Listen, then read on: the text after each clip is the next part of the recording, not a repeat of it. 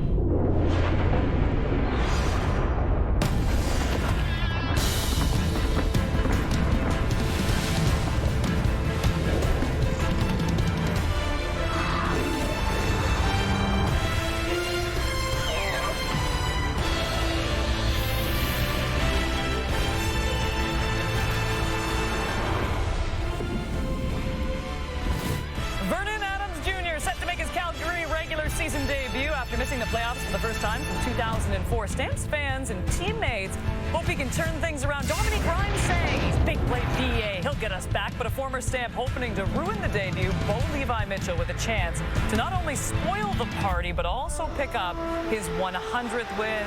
He would achieve that milestone faster than anyone else if he picks up the win. As we welcome you inside the CFL on TSN Studios, Kate Burness alongside Enoch Mwamba, Davis Sanchez, and Paul Lapolice as we get you set for a phenomenal doubleheader. Enoch, let's begin with this one. And look, this is an important game for both these teams. Absolutely. It's a huge game for both these teams. They're going to need to get a great start. I mean, you talk about Bo Levi Mitchell, how he ended the season last year. If he can continue on, it'll be huge for this team to continue on the season at the beginning of the year. Yeah, Kate, you talked about VA taking over in Calgary. One thing that this defense can help them out is watching and keeping that Hamilton explosive offense down early, because they're going to go deep early and often. You don't want to have VA chasing early. I think defensively for Calgary, they need some playmakers. You think of the last season, ninth in takeaways, 8th in net offense, 7th in sacks. They were not very good defensively. Fuller in, Arimolade comes in, Damon Webb comes in. Now, I don't know any of these other names, guys. And that might be a good thing, right?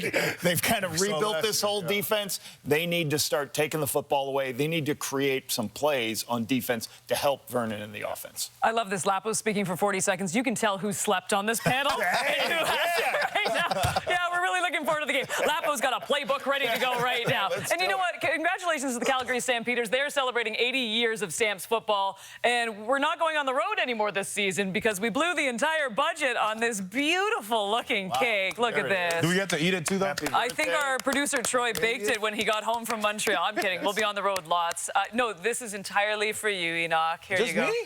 No, share it. Thanks, share Troy. with the entire team. Kickoff. McMahon coming up right after this.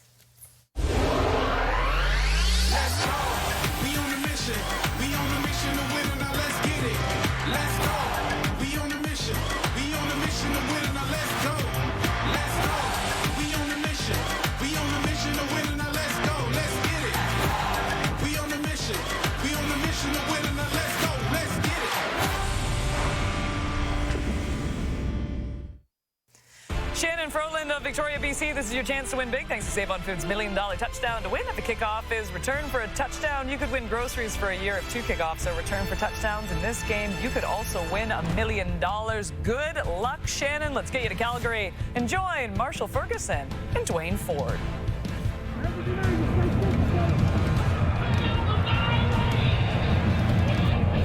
Thank you, Kate, and welcome Coast to Coast on CTV and TSN as smoke swirls in the Calgary foothills. The clarity these two playoff star franchises are searching for could lay in their big-name offseason acquisitions. As we welcome you to McMahon Stadium, Marshall Ferguson, Dwayne Ford, Tom Griswold down at field level for us here throughout the evening. The biggest acquisition of them all, arguably, going into week 1 here, of course, Dwayne, is Vernon Adams Jr.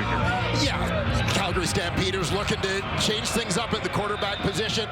Get someone who is a little more mobile in the pocket, could extend some plays, and bring that big play ability that Vernon Adams has demonstrated throughout his career.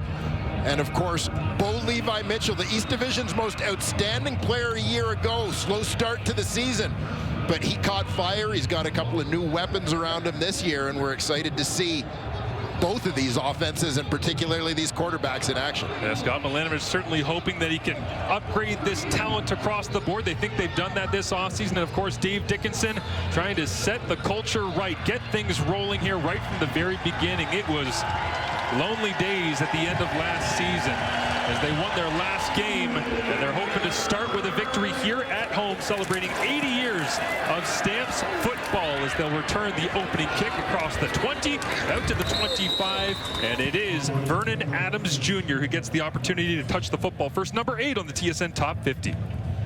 And Vernon Adams, you think back to the start of 2024, terrific opening to the season for Vernon Adams Jr. in BC. Eventually lost that starting job when Nathan Rourke came back. This is the reason he was available to the Calgary Stampeders. An early off-season trade finds him in red and white. Despite Damian Alford being out, the #1 overall pick in the 2025 CFL draft, plenty of catch radius all around VA as he looks to throw on first down immediately. Rips this one out. Who else? Reggie Beggleton. And the Bagel Man is back in business here as he extends his catch streak. Came in with 70 straight going into this game. Well, good protection here for Vernon Adams Jr. to start the game. Plenty of time. He's able to step up, deliver a strike to Reggie Beggleton. Mr. Consistency out in the flat. A good sign for the Calgary Stampeders if these two teammates for the first time in their careers can find a little bit of chemistry. First down on first down. Now VA goes to the running game, and it's Dietrich Mills cutting it back out to the 42-yard line. And stacked up there as Tywin Garbutt steps in and makes the stop after a gain of 3. And keep an eye coming left to right on your screen. Number 15, Dominique Grimes. Perennial 1,000-yard receiver here in the Canadian Football League, but doing a little bit of dirty work in the run game. Getting involved with the cut block on the defensive end on the backside. Casey Sales up to his old tricks in the backfield too, making a cutback lane force that time for Dietrich Mills as he gets it going early in week 1 here. These teams played in week 1 last season as well, right here at McMahon, as Vernon looks downfield, tries to step out of the pocket, looks downfield, wide open at the Hamilton 50, now 45, and rolling his way inside the 40. It's the first catch of the season for Clark Barnes. And there's Vernon Adams demonstrating a little bit of that mobility that we talked about off the top. Defensive lineman at his feet, he's able to maneuver around in that pocket and find an outlet in Clark Barnes, University of Guelph product on the sideline. Former third-round pick, 16 games played last year, 71 targets. He's 1 for 1 right now. Blitz coming from the Tiger Cats. VA gets it out quickly, and it's Beggleton down to the 30 as he looks for the first down marker. Had to get to the 29, and he'll get it. It is another first down for the Calgary Stampeders. Here's what their starting offense looks like. Yeah, some consistency along that offensive line, though, with the departure of Sean McEwen at center in free agency. Bryce Bell takes over. Snapping the ball. We mentioned Dominique Grimes. He and Vernon Adams had some good times through parts of 2 seasons in BC. Comes over from Ottawa in the offseason to rejoin his old battery mate. We'll line up all receivers to the left, hand it off, and it is right down the chute with a nice stop that time. Kyle Wilson stepping in to make the stop. Here's the Hamilton starting defense to begin week 1. Yeah, no surprise that a series into this ball game, we've already called the name Casey Sales. All-star performer on that defensive line. Lots of new faces around him. Kyle Wilson makes a start in the middle. We've seen him a lot at the weak side linebacker spot in the past. One of the big free agent signings for Toronto, or for Hamilton rather, and shoring up their secondary, bring over Deshaun Amos, field halfback from Toronto. 4 receivers to the left of Vernon Adams Jr. He'll shift out of the pocket once again. Eyes downfield, throws it up,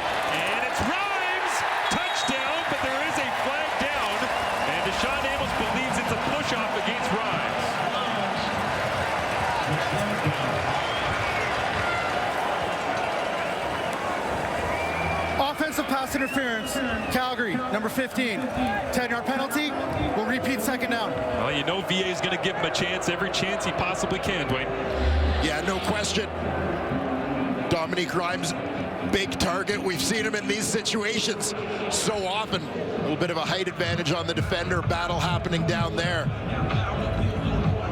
I'm not sure how much he really threw Deshaun Amos aside, but enough contact there, yeah. I think a lot of that, quite honestly, I felt was Amos's momentum running towards the sideline, and Grimes playing Matador there a little bit, sidesteps him, but the officials see enough contact to negate the touchdown. Seventh play of the drive here for the Calgary Stampeders. Bit of an awkward, clunky play in there, but it does go against the Calgary Stampeders. So Vernon back to work, finds Reggie Begelton inside the 20 and drives the feed all the way down to the 13-yard line. His third catch already in the opening drive of the ball game. And as you see the cluster of receivers coming out, Begelton, number 84, the trailer. Philpott clears for him. Begelton sits it down for a quick hitter, and such a good sign for this Calgary offense. You consider a guy like Reggie Begelton has been here forever, but all new at the quarterback position. You add a couple new receivers, notably Dominique Grimes, to the mix. You're not sure how the chemistry is going to be. FT'd out, go with a quick screen here. Clark Barnes trying to get to the outside, run away from the defensive line, rolls his way down inside the 5. Vernon now 5 for 5 on his opening drive as the Calgary Stampeders starting quarterback. And this one just getting it out of the hand, accurate and quick. Yeah, mixing it up in terms of the drops for Vernon Adams. Here, as you said, Marsh, just a quick hitter. Let Clark Barnes go to work. Barnes, a terrific kick returner at the start of his career at the University of Guelph, developed into a fantastic receiver, but using some of that running with the ball ability after the catch there. Stamps first-round pick this year. Chris Fortin is in the game as an extra offensive lineman. They go heavy. They'll hand it off. Dietrich Mills, bully ball into the end zone. And Calgary begins the Vernon Adams Jr. era with a touchdown.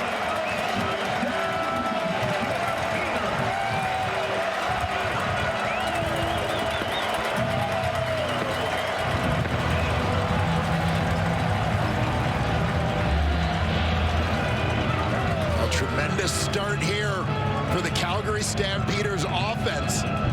Looking potent, slinging the ball around the field and getting it done on the ground with Dietrich Mills to finish it off. That looked almost exactly like when Vernon was out on the field 5 hours before kickoff, just walking his way all the way down the field, mimicking where he was going to go with the football, having all the right answers, and even had to overcome the offensive pass interference. So 9 plays, 85 yards in a little over 5 minutes with a swirling wind here at McMahon Stadium. The extra point is good from the ageless one, Rene Paredes, but Dietrich Mills. A little bit of thunder and lightning with the quick feed of Vernon Adams Jr. Oh, all thunder into the end zone here in a quick 7-0 lead for the Calgary Stampeders.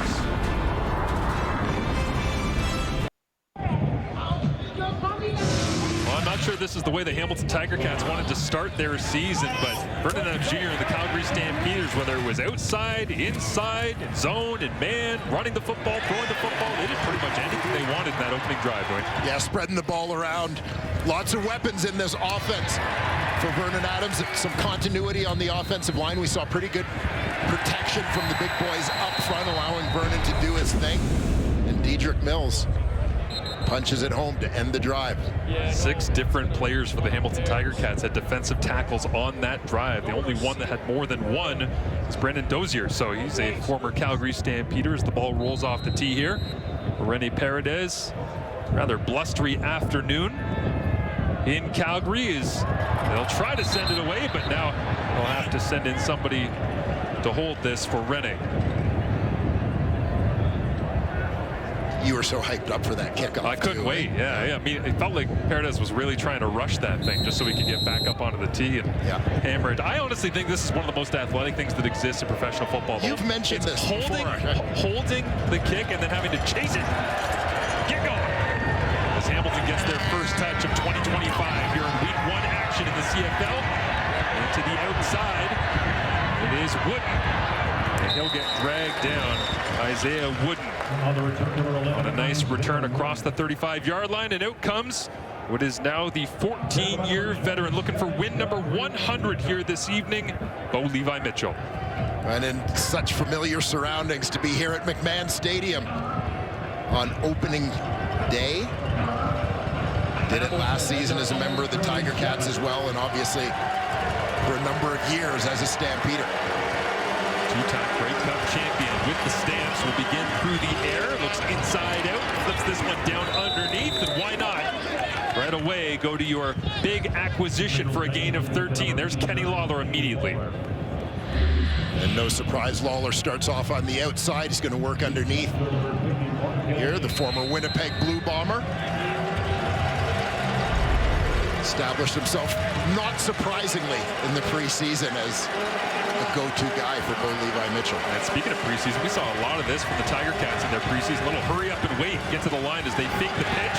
Bo works the pocket, looks to his left, flips it down the field, up in the air, and there is a flag down behind the play. And I think there was late contact on Bo Levi Mitchell as the pass rush a little bit too excited trying to get to the old Stampeder.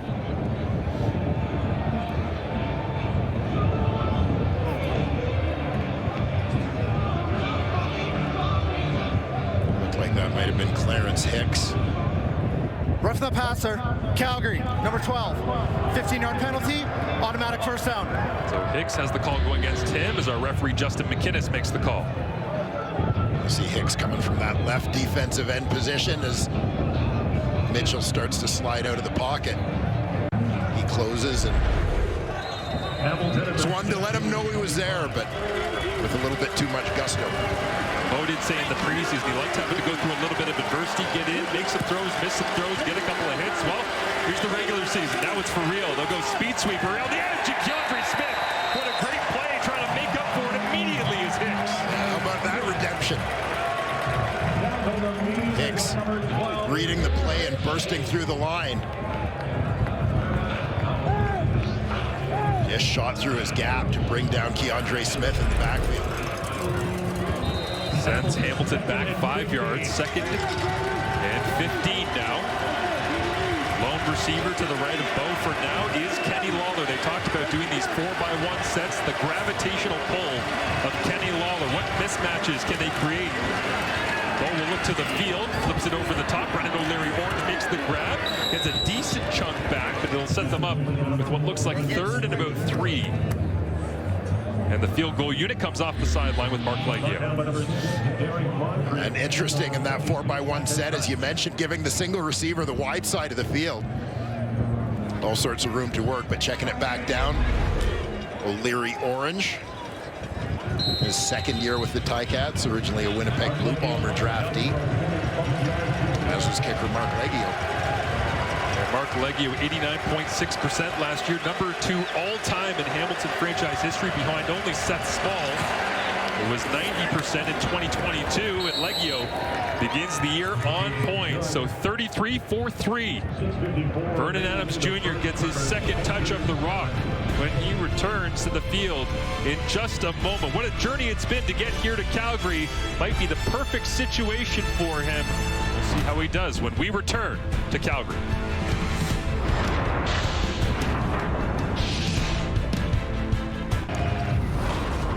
Jr., the 8th different quarterback since 2000, when Dave Dickinson was the quarterback here in Calgary to get the opening game assignment for Calgary. And he has been here, there, and everywhere. 5 different teams now in his CFL journey. But last year with BC is what made him so attractive via trade this offseason. Yeah, and I would say not just statistically what Adams did is there's a handoff again to Dedrick Mills getting that running game going. But not just what he did statistically, but I think for Vernon Adams also how he carried himself when he lost his starting position. Yep. And I think it was just something that impressed a lot of people around the league, quite frankly, in terms of his character, his leadership, etc. That added to obviously an already attractive commodity for other teams. Jamal Peters is down, and we'll get some attention from the Hamilton training staff, but the Calgary starters you see since 2000, Dave Dickinson, Ben Sankey, Marcus Crandall signing a one-day contract to retire as a member of the Calgary Stampeders. Of course, Smilin' Hank, Drew Tate, Bo, Jake Mayer, and now Vernon Adams Jr. But to your point, Dwayne, not just the way that he carried himself, I also think the fact that this is an organization that obviously needed a spark. There is no quarterback who is sparkier, if you want to use that as an adjective, than Vernon Adams Jr. He is the ultimate spark plug, and he is someone who, according to everyone in this facility, came into training camp and the energy has just been off the charts because he brings the juice every single day. Yeah, and not just energy, but also that ability to bring people together. Talked about doing the rookie show together and buying the wings and the drinks for the guys and getting everybody around the table, have some fun, get to know each other. And here he is on game day week 1 with a hard count, draws them offside and now goes to the backside. Another completed pass up to the 55. It looked like one of his receivers might have been the first to go here. We'll see which way the call goes. Completed to Tevin Jones for now. On a gain of 6 yards, they're spotting the football. We'll see what the call is from Justin McInnes. Offside, Hamilton, number 44. Penalty is declined, first down. So Casey Sales, the guilty party on that one. And they will line up 1st and 10. Again, using some of the big body fullback sets as well. Extra offensive linemen, shifted pieces around. They tease you with the running game, but VA has the ability to sling it outside like this anytime as he goes back to Tevin Jones. A little bit more love there to the man filling in for Malik Henry, who's still out with the injury. You'll see another cluster look. Tevin Jones, the man in behind, number 4, big target. Get Rhymes and Barnes leading the way for him. Love the bounce back that Tevin Jones had last season. Had signed with Montreal after kind of a breakout year in Saskatchewan, or at least a breakout half year in Saskatchewan in 23. Quiet second half, signs with Montreal, released in camp, but found his way in Edmonton. Pressure on here. VA has to get it out quickly. And popped is Jalen Philpott. Has contact made from behind. Jonathan Moxie right there, but Philpott hangs onto it for another Calgary first down. They'll move the sticks. Jalen Philpott working out of the slot. This time into the boundary. Often he and Barnes to the field side.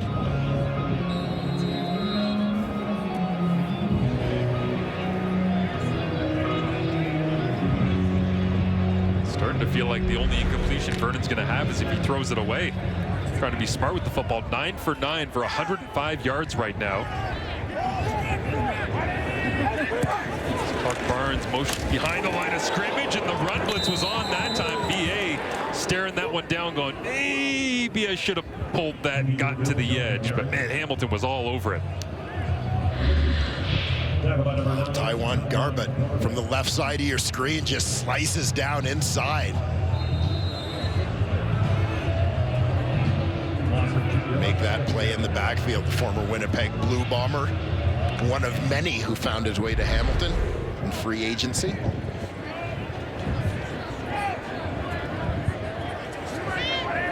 A different looking front here for the Tiger Cats. They'll rush 3, have a couple of quarterback spies. Now trying to give chase and get after. VA is one of those spies. And Vernon outruns him, and it's Superman's towards the first down marker. Looks like he came up a little bit shy.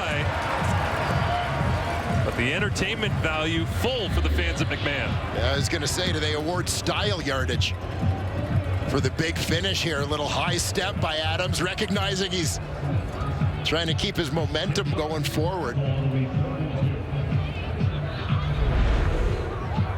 Nice effort there from the veteran quarterback, but he'll be just short. It is one of the first times that we've seen a true spy being used on VA so far in this game. So comes up short. Rene Paredes comes out.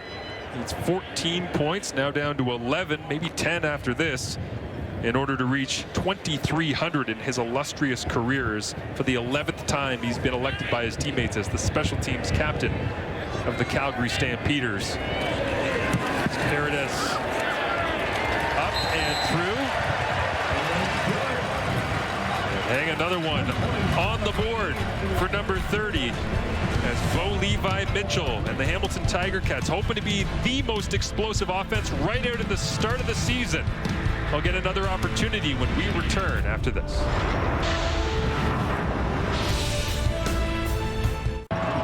Well, there's only room for one Bo Levi in this town.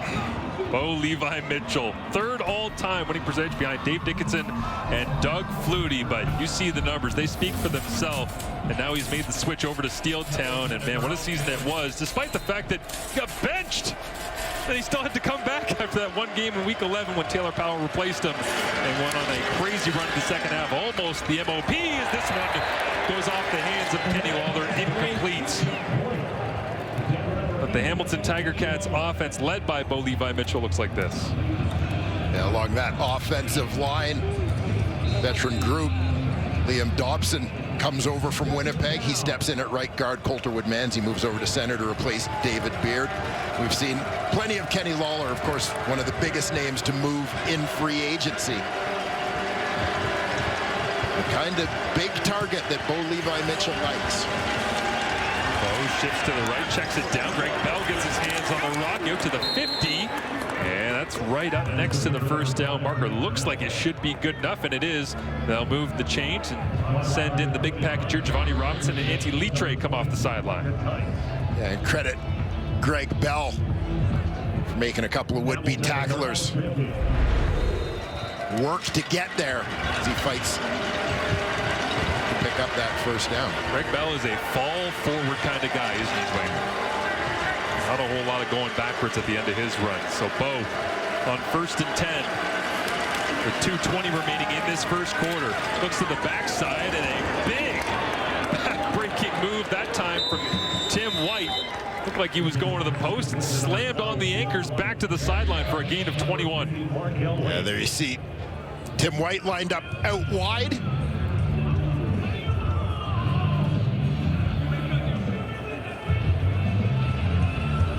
Ankle breaker there from number 12. Adrian Green getting the start over Ben LaBrosse at field corner here for the Calgary Stampeders tonight. The Toronto native first 3 seasons with BC, and Green gets his hands on Tim White at the end. Now a double move. Keandre Smith as Bo lays it up on the sideline, and again Green right there on coverage as the Calgary defense with Green in the lineup looks like this. Yeah, up front. Again, so many names moving in the CFL offseason, but significant trade brings Flo Orimolade back to town. Derek Moncrief, the veteran, comes in to take over that Sam or nickel linebacker spot. And Damon Webb, 5 interceptions with Ottawa last season. Played halfback for them. He's going to start the season at safety here in Calgary. Relatively inexperienced group, so they'll be leaning on Webb a lot on the back end. A lot of movement across the league. I'm not sure there's any unit that has more movement than this Calgary defense as Bo stares it down, now rips it out to the sideline. And it is Greg Bell just hanging out, waiting for his opportunity there, and Bo finds him. So close to a gain of 10. Should be close enough that they'll think about short yardage here, but nice work in the pocket by Mitchell. And you see them getting Bell out of the backfield, hoping to get a matchup situation on a linebacker. Jacob Roberts, will linebacker, weak side linebacker, doing a nice job making that tackle in space against a shifty runner. Antti Litre is in as the short yardage quarterback. He'll drive the legs forward. As the fullback at the controls of the Hamilton short yardage offense gets that with ease. And made himself somewhat indispensable in that role last year. Now he'll line up as a tight end. Mr. Versatility in this Cats offense. Go double tights here. Kenny Lawler, the lone man to the top of your screen. Keandre Smith and Tim White at the bottom.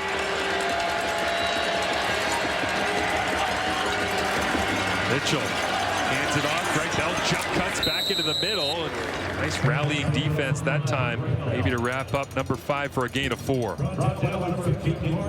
A sharp cut there from Bell to get north-south.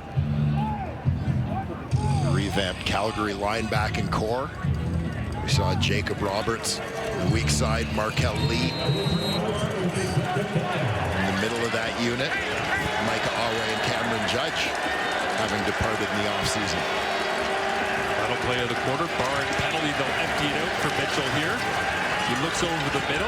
John Gray Smith makes the grab and gets wrapped up on second down. Not able to get up to that 15-yard line required for the first down. So that will do it for the first quarter. On the 8th play of the drive, Mitchell hands on hips, still waiting for a major in his second return back to McMahon Stadium in front of fans who supported him for oh so long. But the pleasantries, they're over. Mitchell comes in just wanting to get a win. But you know, Vernon Adams Jr. has something to say about that. The anniversary celebrations, 80 years strong for the Calgary Stampeders. It has been a special event all day long here in Calgary, and none other than Doug Flutie alongside many other alumni of the organization. Alex Singleton banging the drum here earlier on today, and a great standing ovation in this first quarter for this guy. Needs no introduction, but of course, the all-time great. It is Doug Flutie joining us in the booth. Doug, great to have you here. Oh, it's awesome being back in Calgary. The fans are great. It's a great atmosphere, seeing the old buddies. It's pretty cool. You had a lot of success in a lot of different places, but you keep coming back to Calgary. What is it about this place that keeps bringing you back? Well, I spent 4 years here. We threw for a heck of a lot of yards, scored a lot of points, and had a lot of fun. And the guys, the atmosphere, it was just, it rekindled my enjoyment of playing football, being here in Calgary. It really did. And it was just pure fun. There's Alan Pitts. I mean, you got Alan Pitts on your team, right? Throw the ball at 18. It's all good. But just so much fun. We got together with a bunch of the old teammates last night for dinner and in the afternoon. It's just a great class reunion. Lucky to have Doug hang out with us here for a couple of minutes as we get a chance to watch Hamilton knock some more points on the board as Bo Levi Mitchell leads a drive down the field. And that one's good from 25 yards out. But Dwayne, I know you had a chance to speak with Doug as well last night, catch up a little bit. You both share, of course, being a part of the Calgary Stampeders organization here on the 80th birthday celebration. Yeah, well, I can't help but wondering if you have a most memorable moment from your time in red and white. You know, I guess the play is running it into the end zone with the shoe flying off to win the Western Final. But it was that drive. Our defense, with a minute to go, made a sack on Tracy Ham, got the ball back for us. He gave us one last chance. Sponge made a big play. Big play in the drive was hitting Alan Pitts. So it was a whole drive there. Those moments, and I rewatched it before I came back, and the emotion and passion of the guys hugging on the sideline, the locker room scene, how close you are with your teammates is what's so memorable. See Vernon Adams Jr. handing off. Jalen Philpott getting a touch around the edge. Gets popped after a solid game. But let's talk about the Grey Cup a little bit and the experience of being able to bring something so special home here to Calgary. Well, I think Winnipeg blitzed our tail off, and we lit them up down the field all day, and it was unbelievable. Dave Sapun just pointed it out to me and Stu Laird that Calgary had not won a Grey Cup in 25 years. So that's what made it so darn special. Plus, they brought me over from British Columbia, paid me a lot of money. Trust me, I felt the pressure. We had to win, and it just felt that way. And the guys step up, and it was a complete team effort. I mean, we had a great defense. Mark McLaughlin kicking field goals for us. It was amazing. McLaughlin here in person as well. As there was a holding call on that Jalen Philpott carry around the edge. Now they'll hand it off to Jesper Antwi up the pipe, trying to get some of the yardage back. But when I look back at so much of what you were able to do in your time here in Calgary, what do you think it is that endeared you to people so quickly and still so passionately all this time later? Well, the number one thing that I found over the years was I was the little guy, always the little guy, and people tend to cheer for me. But winning is being, I don't know, familiar with the fans and interacting and being out in public and trying to be a regular guy and get to know the fan base was huge. And people still remember moments from whether it went and talked to a school and the kids were meeting you or whatnot. You mentioned coming over from BC and trying to take the Calgary team over the top. Same kind of path that Vernon Adams Jr. has followed this year. Any particular advice you would have for him in this situation? Just lead your guy. Lead your guys. He is a tremendous athlete. I'm surprised, being on the sideline, seeing how well he's throwing the ball. He threw the ball exceptionally well into the wind. He's got the wind at his back this quarter. He throws the ball a lot better than I thought he did, and he's just a tremendous athlete. And the number one thing is lead your guys with confidence. Dominic Grimes got the catch. That's his first of the ball game.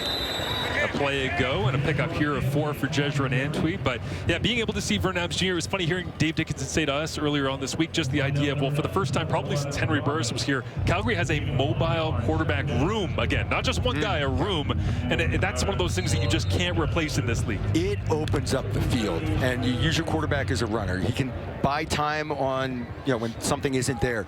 I was talking with Dave Dickinson yesterday about Hamilton will go a 2 or 3 man rush.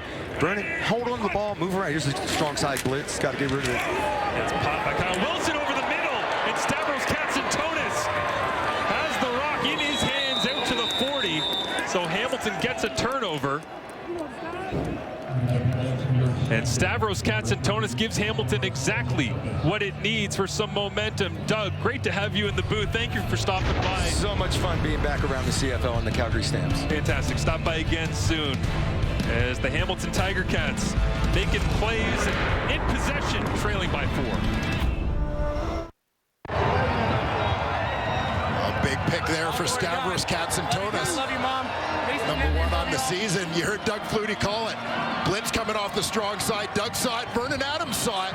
He knows he's got to get the ball out quickly. He's anticipating an adjustment from his receiver to take the middle there. Ball is thrown a little short.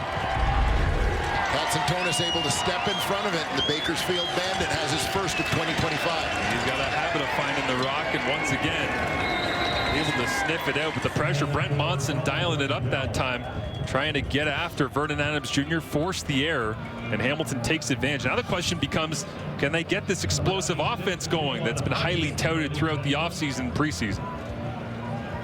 Yeah, still finding their way together.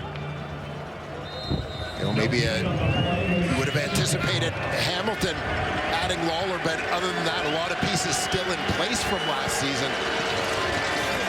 4-man rush here. Mitchell steps up underneath. Brendan O'Leary-Orange has been a bit of a security blanket early on for Bo, but on 2nd and 10, that'll be a gain of 6, maybe 7. And that will send out the punting unit, so they can't take advantage, but they'll try to flip field position, even though it's into the wind, which was really difficult in warm-up for the punters. Always a challenge. Certainly both for kickers and quarterbacks dealing with that situation, but both QBs have thrown the ball well thus far. And Constantino dribbles this one down into that headwind that I spoke about, and now the return trying to get outside as Aaron Brooks wrapped up and thrown down after a 39-yard punt. Mac Benetine down the field making the special teams tackle as Vernon Adams Jr. tries to bounce back from his first incompletion of the ball game. It was an interception. He'll try to make it right when we return. No team scored less points last year than the Calgary Stampeders, 410. There's a lot of moves and a lot of different positions on both sides of the ball, but perhaps none is more important than Vernon Adams Jr. Tom Gazzola has more. Yeah, Marshall, you saw VA on the bench here going, that's on me on that last series. He understands the levity of trying to turn this Stamps franchise around. 5-12-1 last year. He's the big free agent pickup, or trading, I should say, and he says he wants that pressure. He wants to help this Stamps team get it back together. And when you ask him, how do you make that happen? He says off-field chemistry is huge for him, and he wants to build that quickly. He genuinely wants to get to know everyone from the staff to his teammates, what makes them tick, what motivates them to want to win in that locker room. And then, of course, he needs a little help from his friends, too. And you say, who do you lean on? He goes, Dominique Grimes. He was my guy in BC when I got there. He welcomed me in, and the two of them are trying to make it happen here in Calgary, guys. Absolutely, Tom, as VA takes a pop to the backside. Destin Talbert was in on the blitz, almost clean that time.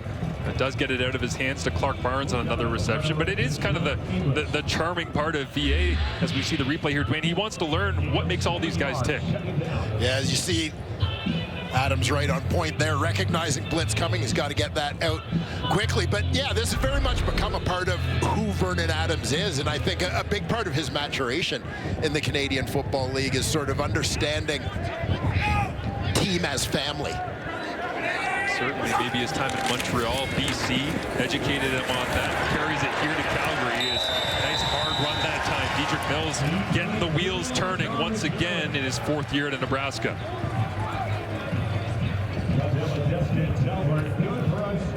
Vernon Adams having a terrific day thus far, interception aside. throwing the football, but Dedrick Mills having a nice start to 2025 as well.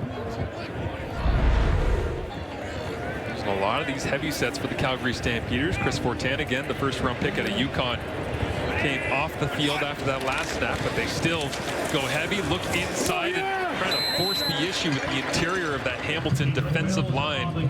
Force them to step up and get a stop. They do that time, hold them to 3, but a lot of new names on the inside there. Is no longer is it just the Ted Laurents of the world that you knew for so long. 15 years, we're always going to be holding it down in 97. It's the Fox and Kendricks, and Sales has been in there for a couple of years, but Brett Monson trying to dial this thing up for them in his first time back playing against Calgary.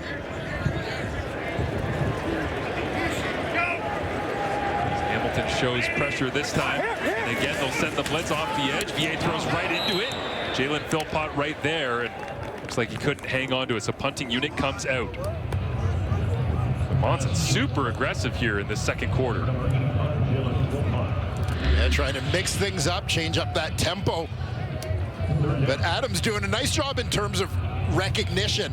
Execution a little bit off on that play as he comes up a little short on the throw. Philpott unable to haul that one in down close to the turf. Isaiah Wooden back to return. The Tiger Cats here is this one with the help of the wind. Oh, get out the pitching wedge that time. A 68-yard punt for Fraser Muzzin, the first overall pick in the global draft this year out of Brisbane, Australia. Dribbles it down the sideline as the Calgary Stampeders trying to hold on to home turf, something they struggled to do so much of last year, but off to a good start, up by 4. Well, we don't get many blockbuster offseason trades in the Canadian Football League, but the Stampeders were in on just about all of them, it seemed like, this year, is trading for Folarin Orimolade to get him back for Cam Judge, who went to the Toronto Argonauts, where Flo was, back to where it all began for N number 90. Yeah, and it was interesting to hear Dave Dickinson talk about the reacquisition of Orimolade. As he said, this was a guy we never wanted to lose. We never wanted to see him leave, but got an outstanding contract offer from Toronto that they just weren't in a position to match at that time. But this is one of the elite pass rushers in the Canadian Football League.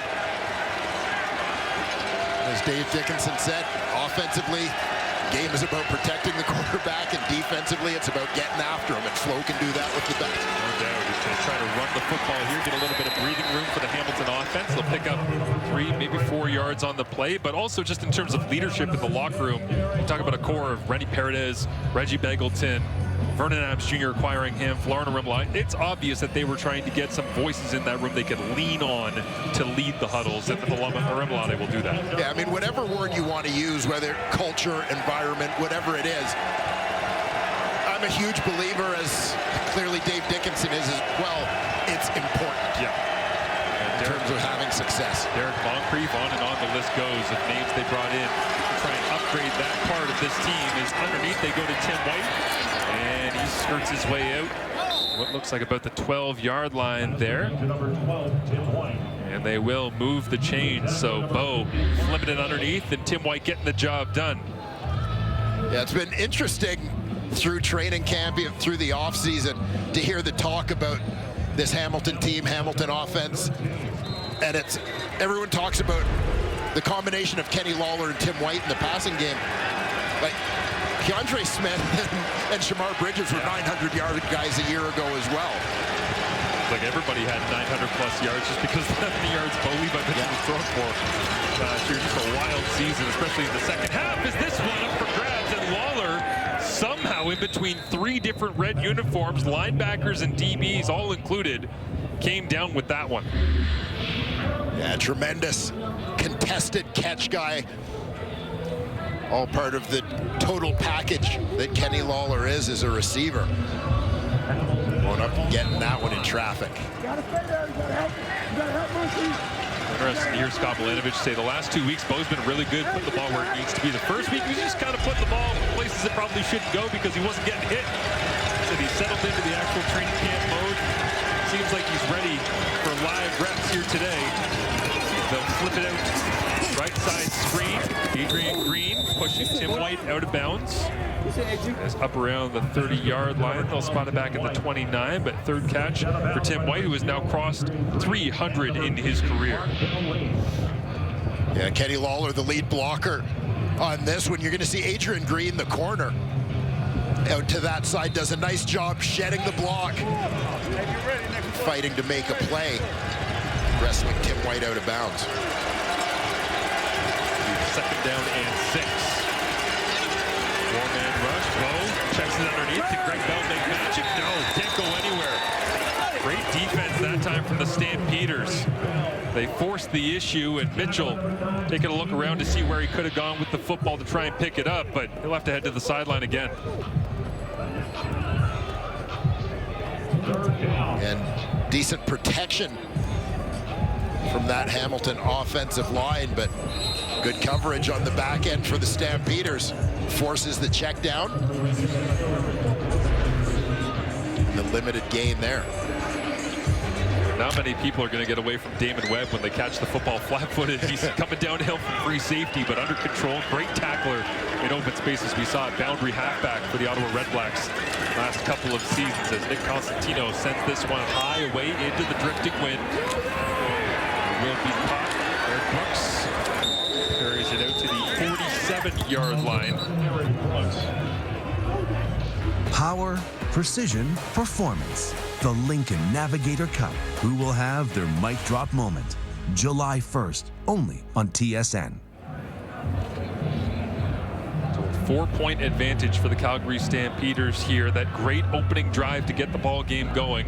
Bo Levi Mitchell and the Tiger Cats, a lot of checkdowns, a lot of underneath throws. Unable to find that explosive offense that was vaunted going into this one, but still plenty of time to get it rolling with 5.5 minutes remaining in this first half. As Vernon with the wind at his back, as Doug Flutie accurately described, will hand it off. And Dedrick Mills breaks across midfield, runs through a tackler, and finally Stavros Katsantonis gets just enough to bring him down. But it's a gain of 24 yards for Dedrick Mills. And I've been impressed by the Stampeders' ability to get it done in different ways here. Offensively, it was Vernon Adams rolling with the passing game early on, but here in the second quarter, interestingly enough, with the wind, feeding the rock to Dedrick Mills, and Mills making the Hamilton defense pay. Body on a body inside there. The Canadians, Zach Williams, Bryce Bell, Christian Kanu, they all got their spot. Now Jedrin Antwi gets his taste. He stiff arms, runs through a tackler. Got a chance to see Jedrin before the game. I said, hey, you been lifting or something?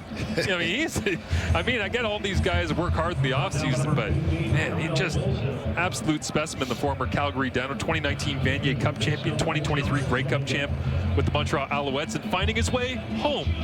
Yeah, traded late last season by Montreal to BC, finished up the season with the Lions before coming back to Calgary as a free agent. This is where he went to high school and played his college ball. Excited to play his pro ball here as well as Hamilton sends the blitz. VA gets his arm hit. It's up for grabs, and it's intercepted. Picked off by the Tiger Cats. Jonathan Moxey cuts across the 40 and finally rolls down at the 45. So 2 first-half interceptions for Vernon Adams Jr. And a late flag comes out along the sideline as well.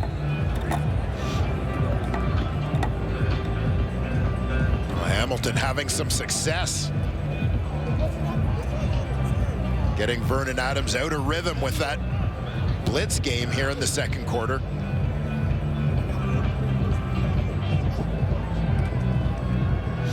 You see Jonathan Moxey back at his natural position, playing the field corner spot this year. He spent a lot of last year at the nickel linebacker position. Watch right there, safety, Stavros Katsantonis. We have a 10-yard misconduct penalty against Hamilton, number 6. It'll be first down, Hamilton.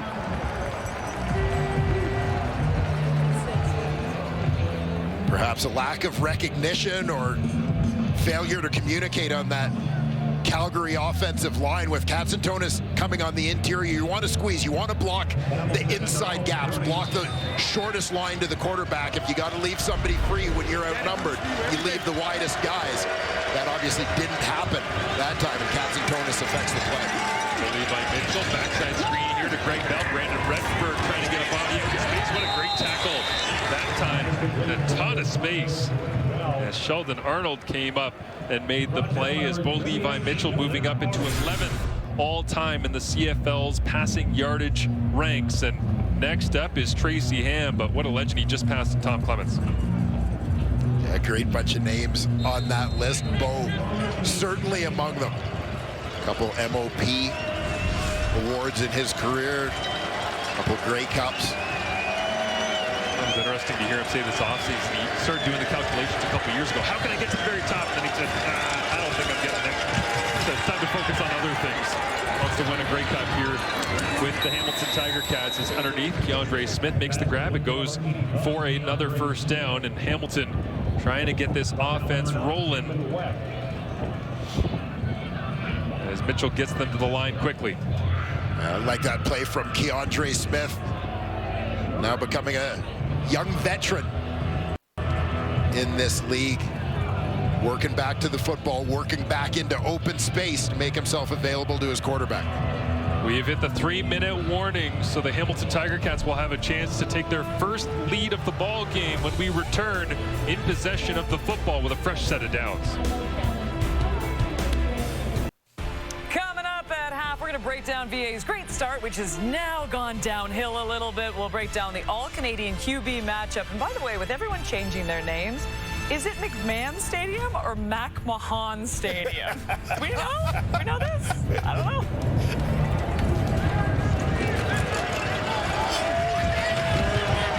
He read my mind. I was going to open the entire broadcast with "Welcome to McMahon Stadium."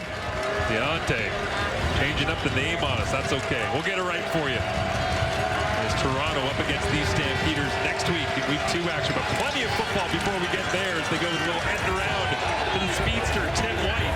Anti-Litre out front gets a good block, and a nice job by Shamar Bridges downfield as well. And now a flag for a late hit out of bounds. And so Hamilton will get even more yardage. Nice execution on the play. You're going to see Litre starts off this way and nice Unnecessary pivot back. roughness, Calgary, number 38. 15 yards from the end of the play, first down.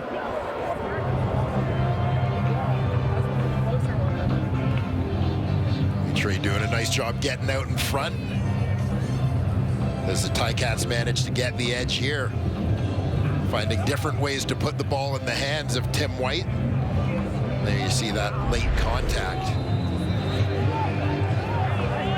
14 on the little flip to Tim White, 15 on the penalty, 29 yards gained on that play. 2:39 remaining in this first half. Hamilton flips the formation. Lawler to the bottom of your screen. Handed off, Greg Bell, and dives his way down inside for a gain of 6. Number 5, Greg Bell, brought down by number 50, Markel Lee. Seeing both these teams mixing up their personnel packages here early in the season. Hamilton that time going with the extra heavy set. Nate Dumoulin-Duguay, their 6th offensive lineman in the ballgame, along with Litre. A little extra blocking support. Now it's Giovanni Robinson in at tight end. Robinson listed at 6'8", 252. Sparingly used as a pass catcher, but tons of potential there as they'll release him here. Mitchell looks left and drifts it out. Tim White makes the grab before he's wrapped up and thrown down. Derek Moncrief there to finish off the play, and Moncrief believes it was incomplete. Looks like the officials having a little discussion here. I think Derek Moncrief is correct. The ruling on the field is an incomplete pass. Third down. And Tim White wants a challenge, but I'm not sure that one's worth the challenge. Yeah. Only a couple of yards, although he's probably just upset he had to bear the brunt of getting wrangled down by Derek Moncrief for an incomplete if I'm pass. taking a hit, I'm getting a catch. I better get the yardage out of that thing. Well, Tim White's had a lot. More than 1,100 yards in each of the last 3 years. The only other player in Hamilton history to have 4 straight, if Tim can do it this year again, is Darren Flutie, 98 to 2001. Yeah, the Flutie brothers weren't bad at football. Had the chance to play with both of them in my career. Yeah, Scott Milanovic eyes this one down. Conversation there on the Hamilton Tiger Cats sideline. And the field goal unit comes off once again, so unless they decide to do some tricky business here with 2:12 remaining, it looks like Hamilton will not hold a lead on the road at McMahon at any point in this first half unless they get the football back. And Mark Leggio a little bit busier, I'm sure, than Scott Milanovich wanted to get things going in week number 1. Sent this one away from 37 yards. Hacks it high into what is now a howling wind at that end of the stadium. And it is good, so a 1-point Stamps advantage. Well, both teams definitely showing some ability to move the ball at times, which we had anticipated when you look at the offensive personnel for both of these teams. Give that young Calgary defense a lot of credit, though. They've bent but have yet to break. Vernon Adams Jr. here in the season opener for the Stampeders. 3rd time in 4 years he's played in the Calgary season opener. 2022 with Montreal, 30-27 over Bo Levi Mitchell. The Calgary Stampeders. 2023 with BC, 25-15 over Jake Mayer. So this guy knows a thing or two about Calgary Stampeders season openers. This is just the first time that he's playing at home. The season opener for the Red-White as he looks to take a shot with the wind in his back down the left sideline. And it looked like Tevin Jones was home free, had beat coverage, and VA knows he just missed that one. Yeah, Jones just streaking down the sideline. Lines up off the line, a little bit of using the waggle to get that running start, which allows him to get a step on Jamal Peters there, but just unable to connect. That one glancing off the fingertips. Impressive acceleration from Tevin Jones to beat Jamal Peters, one of the better covermen in the league. Run away from him for a couple of steps there. We'll go back to work on 2nd and 10. Underneath, Dedrick Mills into the backfield, and one-on-one with Ray Wilborn. Won the spot, that weak side linebacker out of Ball State in his 2nd year in the CFL, and barely gets the first down, gets out of bounds, stops the clock. And this is just good awareness of the game situation for Dedrick Mills. Knows they're trying to manage the clock, but fighting to get that first down nonetheless. VA with 2 interceptions here in the first half, but that great start, dealing with pressure for much of the second quarter, as Reggie Beggleton can't hang on to it. Was distracted by Deshaun Amos flying upfield that time on the bubble screen. Yeah, that was exactly it. Amos didn't appear to touch the football, but he certainly did enough to impact Reggie Beggleton's concentration on the pigskin coming his way. Both Brandon Dozier and Amos coming upfield off the edge on that strong side. Maybe he did tip that one, just affecting the flight of the ball. Hard count here from VA. Flags fly on both sides of the field and flip it into the middle of the field. And for now, Stavros Katsantonis has got his 2nd interception of this first half. And I think this one is coming back against the Hamilton Tiger Cats for jumping.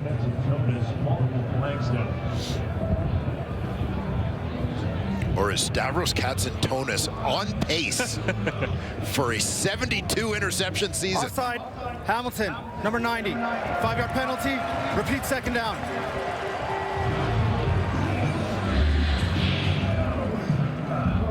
Just see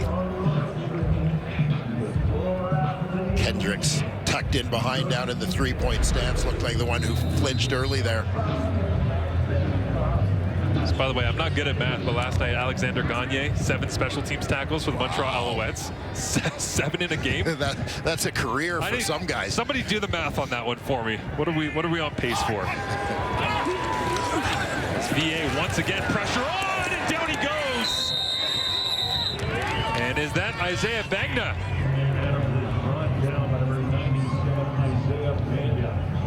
And it is the rookie at a BYU 9th overall pick in this year's draft.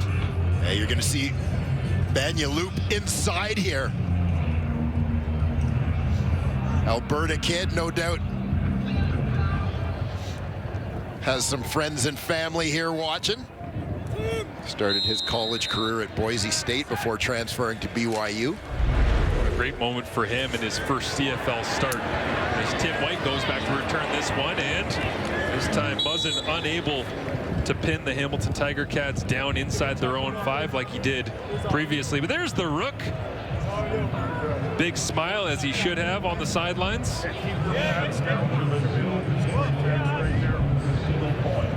Vernon Adams Jr. frustrated going back to the tablet. Take a look back at the first of his career for Isaiah Banya.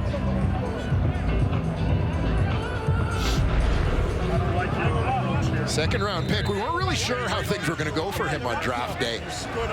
After limited participation in the CFL Combine, got nicked up a little bit early on. Levi Mitchell hands it off down that rail.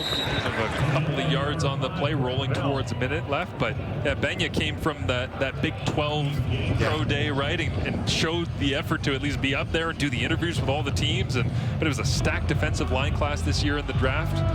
So there was a lot of different options. He ends up going 9th, and here he is on game day, week 1, getting a sack.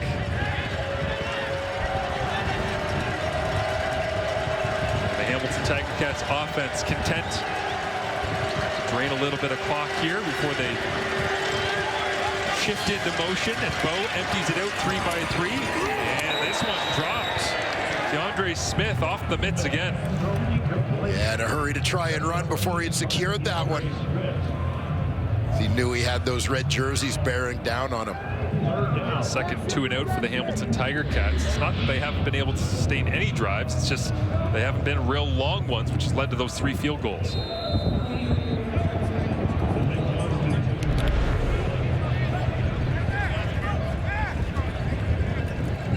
Bo talks it over on the sideline for the Stampeders. You're just hoping that there's a big gust of wind.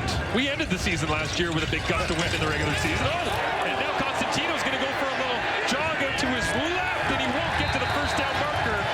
And the special teams unit delivers for the Calgary Stampeders. Craig Dickinson coming over from Saskatchewan, joining his brother Staff here in Calgary, now in charge of the special teams for the Stamps. And they're all over that one. Gary Johnson Jr., free agency signing for the Ottawa Red Blacks.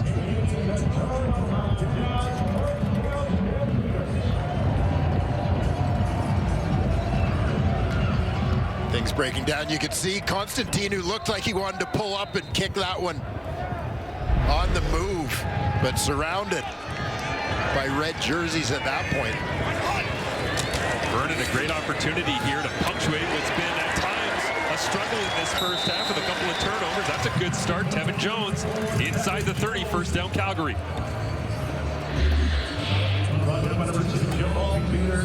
Yeah, Tevin Jones. It's that quick slant. Big body boxing out. Good for 17 yards. Now VA looks to his right, comes back left, perfect spiral, gets it out in the hands of Dietrich Mills, who quickly is becoming a very dangerous check down threat because he runs downhill hard, catching it out of the backfield. Yeah, with that play breaking down, Jonathan Moxey from his corner position was able to get a little bit of a jump on Mills to stop him well short of that first down. Didn't let him get up ahead of steam.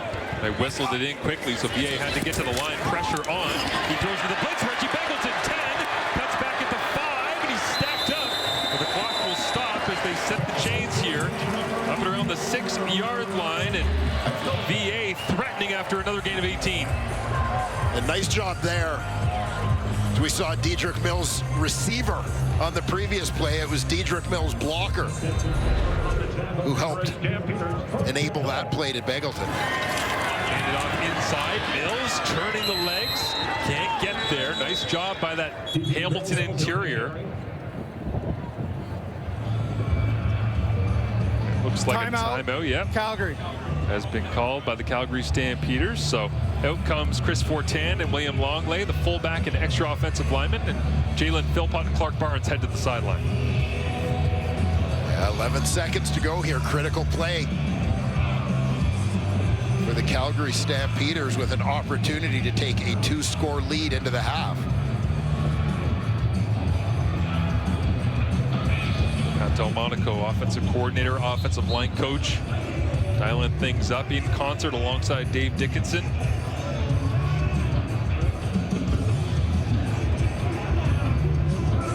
By personnel, indications are that this ball's going to stay on the ground, but what does Pat Delmonico have up his sleeve?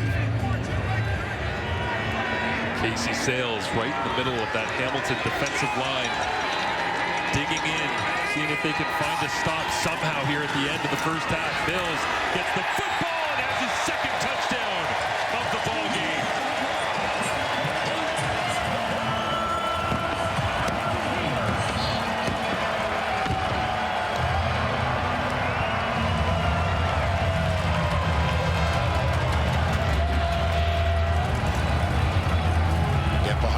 Side of this offensive line.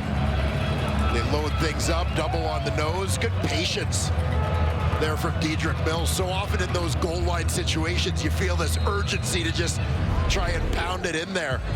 But he allowed the blocking scheme to develop in front of him, finding a path of what I'll call less resistance into the end zone. And all of that coming back to the rush right up the middle, and the Nick Constantino punts. Couldn't get it away, pulled it down, tried to get away, couldn't get the punt off, and great field position for the Calgary Stampeders. They take advantage with a quick touchdown drive. Unlike their first of the game, it was just 45 seconds until Dedrick Mills punched it in. Yeah, washing things down. He ends up going in behind the block of the rookie Chris Fortin, second of Calgary's 2 first-round picks this year.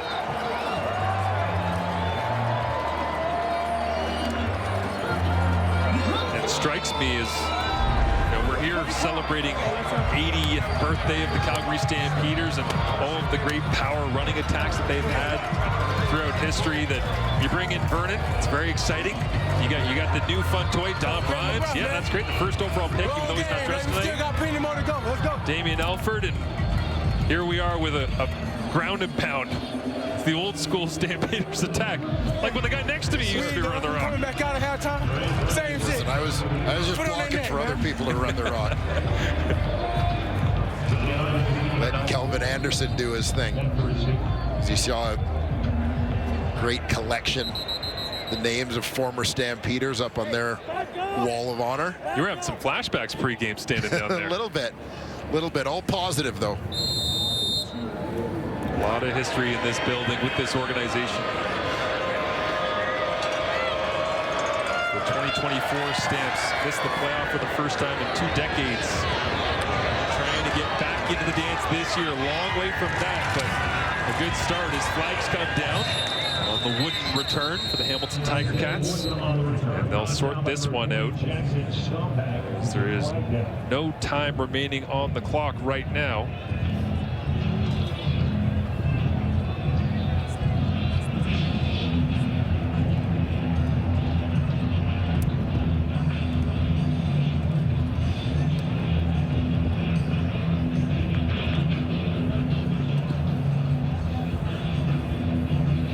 Levi Mitchell wondering whether or not he's going to get another touch of the football or head right down the tunnel.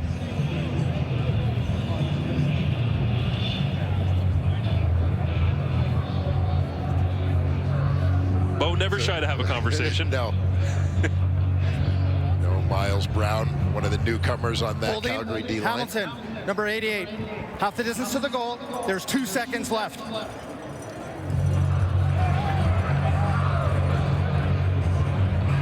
Hamilton backed up, expect would be conservative here, but Scott Milanovic, you saw him taking the headset off there, obviously frustrated by the way that sequence unfolded at the end of this first half and being doubled up right now, but still a ton of potential in this offense that they have yet to unlock. As we see the Mitchell girls there celebrating and supporting Dad in his old stomping grounds.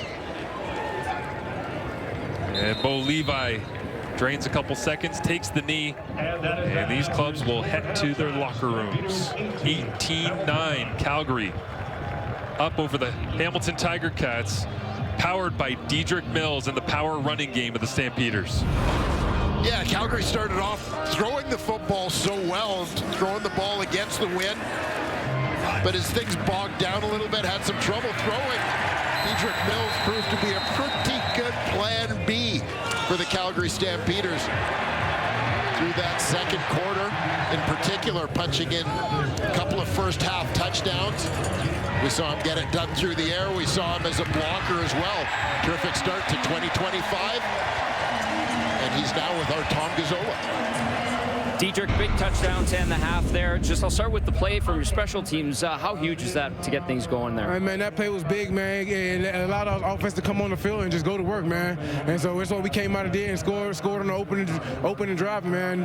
I just love it, man. I know it's the start of the season, a lot of new faces around here, but how's the rhythm of the offense feeling with VA? Hey, man, it feels like better than ever, man. We got a rhythm and a beat going right now, and we just can't fall off of it. We just got to stay focused and keep our head down and keep playing our game and just come out with this win, man. All right, appreciate the time, Dedrick. Yes, sir, thank you. All right, let's set it up to Kate in the panel.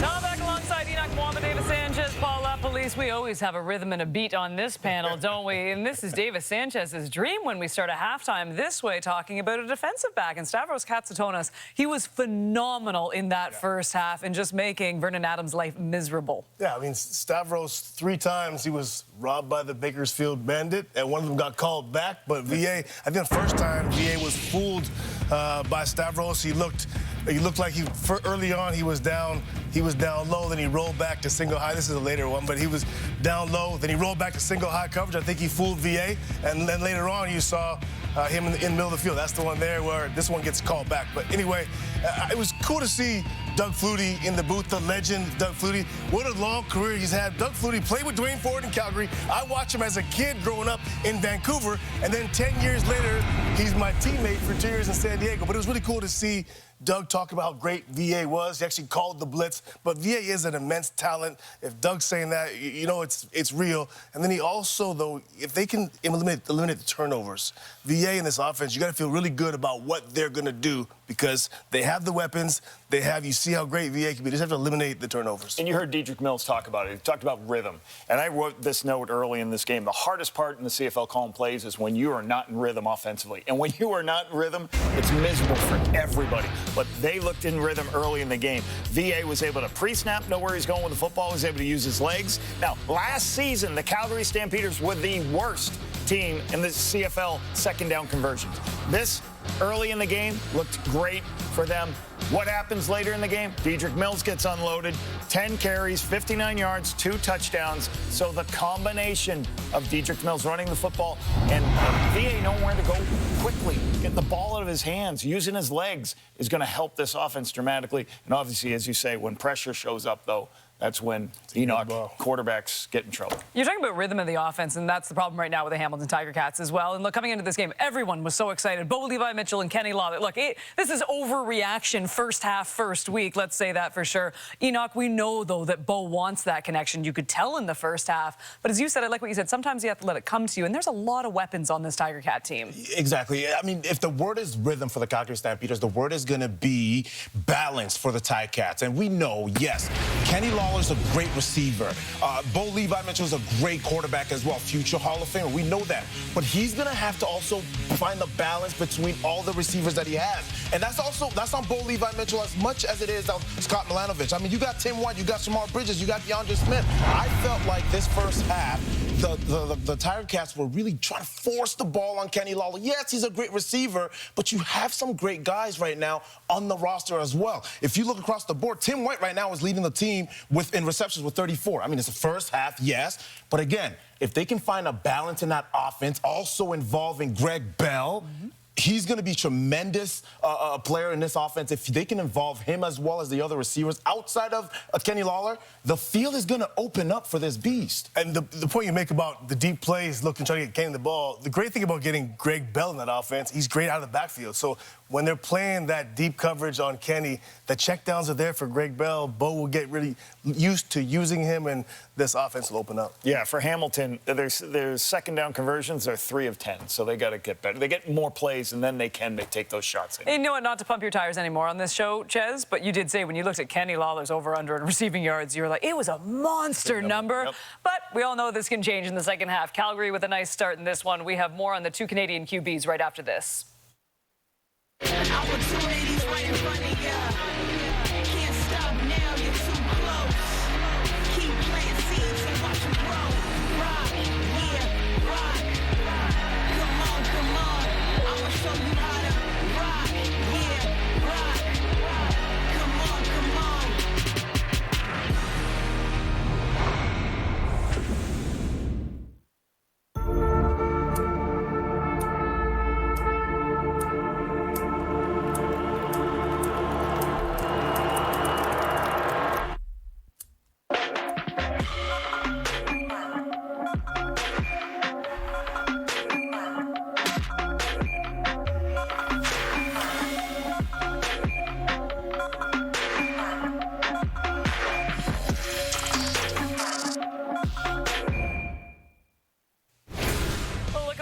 Season resumes of both Trey Ford and Nathan Rourke. Ford has amassed over 800 rushing yards in his past 2 seasons, averaging 9.3 yards per carry in that time frame. Lions fans hoping that Nathan Rourke will return to his 2022 form, a whole off-season training camp. This time around, plenty of time to build chemistry and learn Buck Pierce's playbook. It is the first time ever in CFL history 2 Canadian QBs square off in week number 1. We could not be more excited for this one. Lapa, when it comes to Trey Ford, they gave him the 3-year extension. It's great when you're a backup quarterback, but now he's the guy, and they need him to be in Edmonton. There's a lot of things I liked watching him last year. I thought he grew in a number of ways. Now, as a coach, when you have people come up and say, I got a quarterback for you, I usually break them into 2 categories. You either have runners who can throw the football or throwers who can run. The difference is the runners, they can't throw the football. Right. The throwers who can run, Davis Alexander is a thrower who can run and add some things.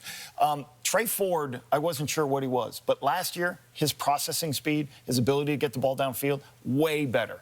So I'm impressed with this player. I think he's going to be able to transition very well in this new system. And the biggest thing this team will do, explosive football plays. He can scramble around, create explosive plays, and get the ball downfield. I think he's going to be great. Yeah, and I think early they tried not to run him too much because he can make plays with his legs anytime he wants. I think they really want to get him settled in the system and work on his timing because we know in money time, down the road, he's going to run the ball. Looking at the other side of Nathan Rourke, a lot of talk, and I'm sure we'll talk about it at halftime of the next game about Nathan and how he's looked, and then after the game, it'll be all about Nathan Rourke. But I'm not as concerned with Nathan. I'm concerned about Broxton, Woodruff, Couture, how do you say that name? And Allen, Schluger, and Allen. I mean, that's who I'm concerned. That offensive line in BC is really what, if he has time, he'll have success. Schluger, my apologies, my man. The thing about it is, for both of these guys, the stakes are high, right? The stakes are extremely high. They both need a big game to start off this season because they got to win the locker room as well. Beyond just the game that they got to win, they got to buy in. They got to get the buy-in from the locker room. I mean, if BC loses, everyone's going to say, hey, should we have kept VA in our locker room? Was that the right move? And if it doesn't, they don't win also in Edmonton, they're going to be like, is he really our guy? Is he him? Is Trey really him? And so there's going to be a lot going forward with this team going forward. Is there anything better than Overreaction Monday, by the way? I'm thinking one of these 2 teams. One game, we're terrible. One game, we're great. Oh, my goodness. Unbelievable. Don't worry, it's an 81-game season, everyone. Tonight, 10 Eastern, 7 Pacific. I don't know if anyone has heard, but guess who's performing? Doggy dog. All right, don't go anywhere. I can't believe you guys sang that. Kudos to these guys. Kudos to the players who sang on Friday Night Football. We got a great game in Calgary. 18-9. We'll get you back to McMahon after this. Yes. 2025. Welcome back to Calgary in Week 1 action. The Calgary Stampeders controlling much of the yardage. You see it there, the advantage, 252 to 141. Also first downs. Time of possession, close. But the Hamilton Tiger Cats trying to crawl their way back into this one. Bo Levi Mitchell is with Tom Gazzola. Bo, it was tight until that last tight first half until that last play. The special teams play allows them to punch it in. How would you describe that first half of ball? Yeah, I mean, first of all, I don't put down the special teams. I put down us dropping the ball and not continuing to move the chains there. It's our job to finish that quarter with the ball in our hands. We're more the defense for how they're playing. They're playing great. You know, special teams, I'm sure they had a bit of a mishap there, but that's on us. It's smoky. You're getting some wind gusts here and there. How much does that affect the play in the offensive package? Man, it's football playing the weather. Thanks, Bo. Yeah, appreciate it. All business there from Bo Levi Mitchell as he wants to win badly here at McMahon Stadium, as the Hamilton Tiger Cats will take the football here and the wind at their back, so trying to make the most of it in this third quarter. And certainly flashes from the Hamilton Tiger Cats, but just that inability to finish, moving the ball into scoring range, but a lot of Mark Leggio kicking field goals rather than extra points. See what they can do offensively. Hamilton again won 5 of 7 games to end 2024, but their final record, well, that was the problem, 7-11 by the end of things as they began the year super slow. They want to get off to a hotter start this year. Well, that's going to happen right now in this second half as this kick bounces up in the air. It's up for grabs. Calgary makes contact first. It's rolling along the ground, and it's on the ground. 3 different Stampeders are on top, and Hamilton wanted the football and the wind, and they got nothing with Keelan Thomas from the Okanagan Sun coming up with the football. And it almost seemed as if there was a lack of urgency or understanding from the Hamilton Tiger Cats there of the fact that this is a live ball.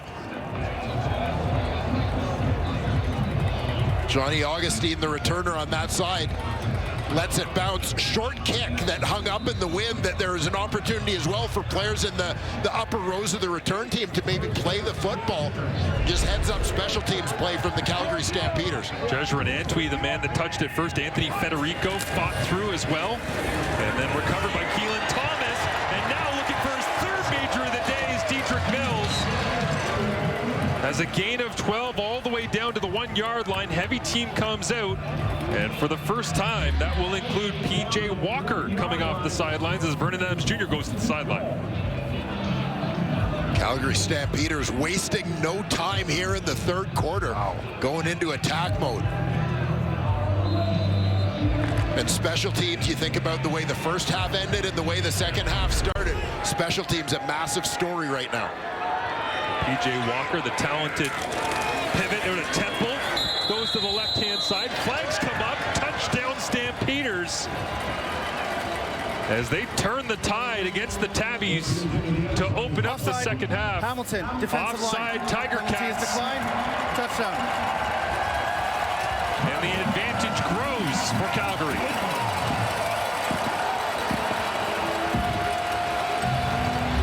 Just seconds into the third quarter, the Calgary Stampeders add to their lead.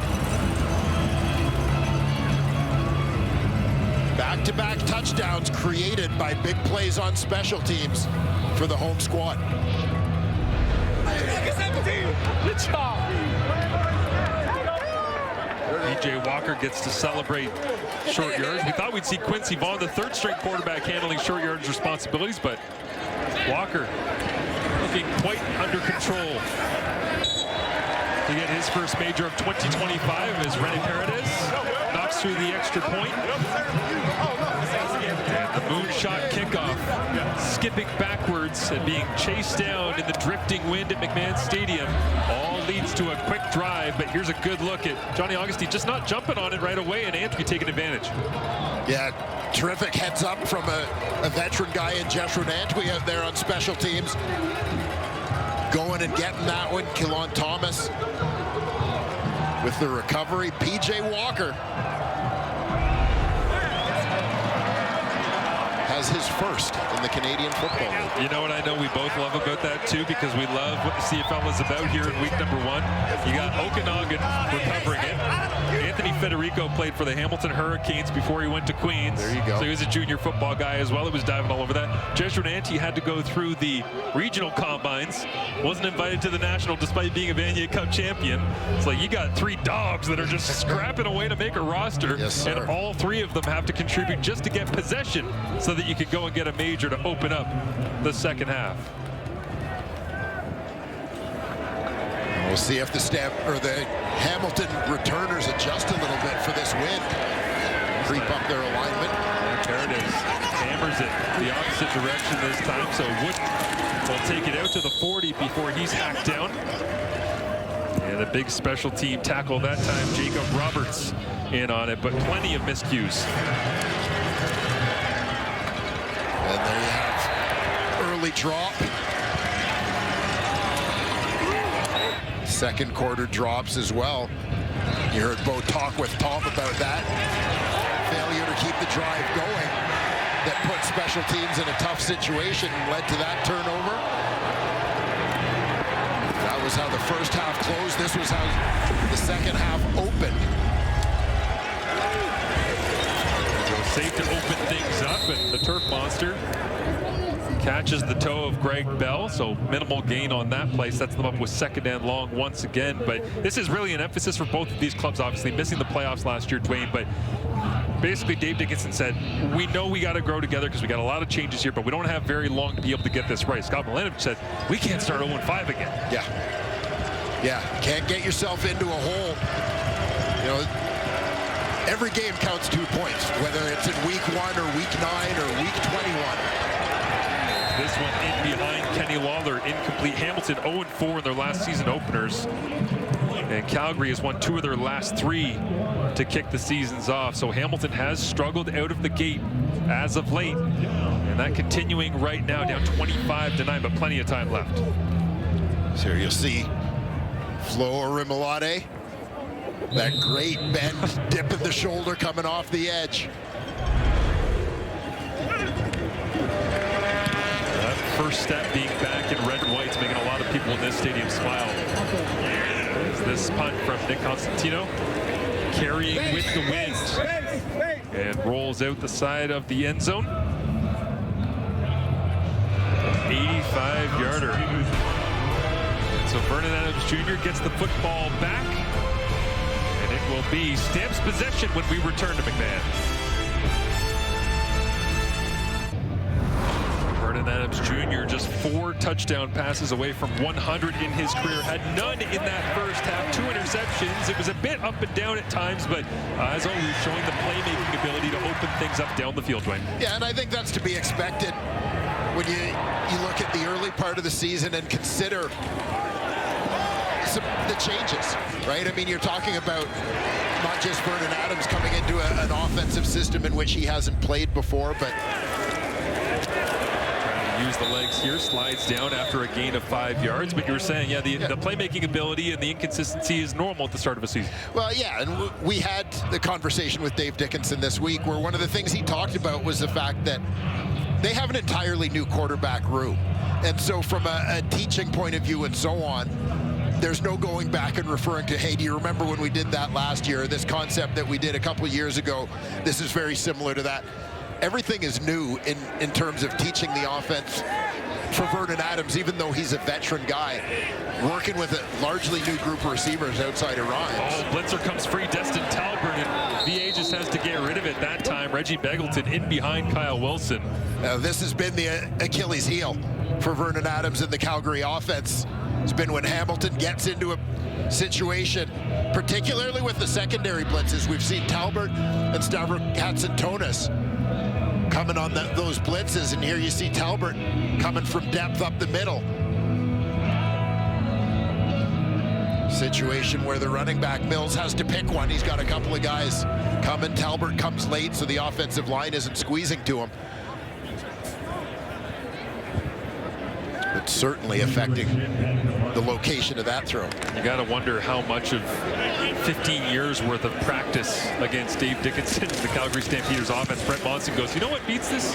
Secondary blitz. Let's just load this up. They have been incredibly aggressive and got lots of influence on Vernon Adams Jr. Just a 32-yard punt that time from Muzzin as it dribbles into the hands of Wooden, who steps out of bounds. And Bo Levi Mitchell, the Hamilton Tiger Cats, looking for a major, get this season going for the Ticats. Well, a special emblem on the back of the Hamilton Tiger Cats helmets here this evening, a guitar, and that is for Ted Gavaya, who, of course, is the new general manager of the Hamilton Tiger Cats. Loves all things guitar, has one in his office, has kind of bonded with players around the organization in his first couple of months with the team building out this roster. And Ted and the Tiger Cats announcing that he has cancer this week and is getting some treatment and is staying home off the road in order to be able to take care of himself and his health. And we're thinking about you, Ted, and hoping that everything is smooth sailing moving forward. He's going to attack it and get back here on the road with the team that he has helped to build, that he really wants to see come to life moving forward. Yeah, Ted, a long-time fixture in the CFL, particularly in scouting circles, so a regular for us, and doing the combine circuit, U Sports East-West Bowl, etc. And just a guy I really enjoyed spending some time with, talking to at those events over the years. And just to echo that sentiment, best wishes to Ted in this battle. Can't wait to see him back here in the stadium as soon as possible. As this throw high and away, and knocked away from Kenny Lawler, so incomplete. As you see the changes that Gavaya has made in this offseason, and there's a certain Winnipegness that comes with this. Yes.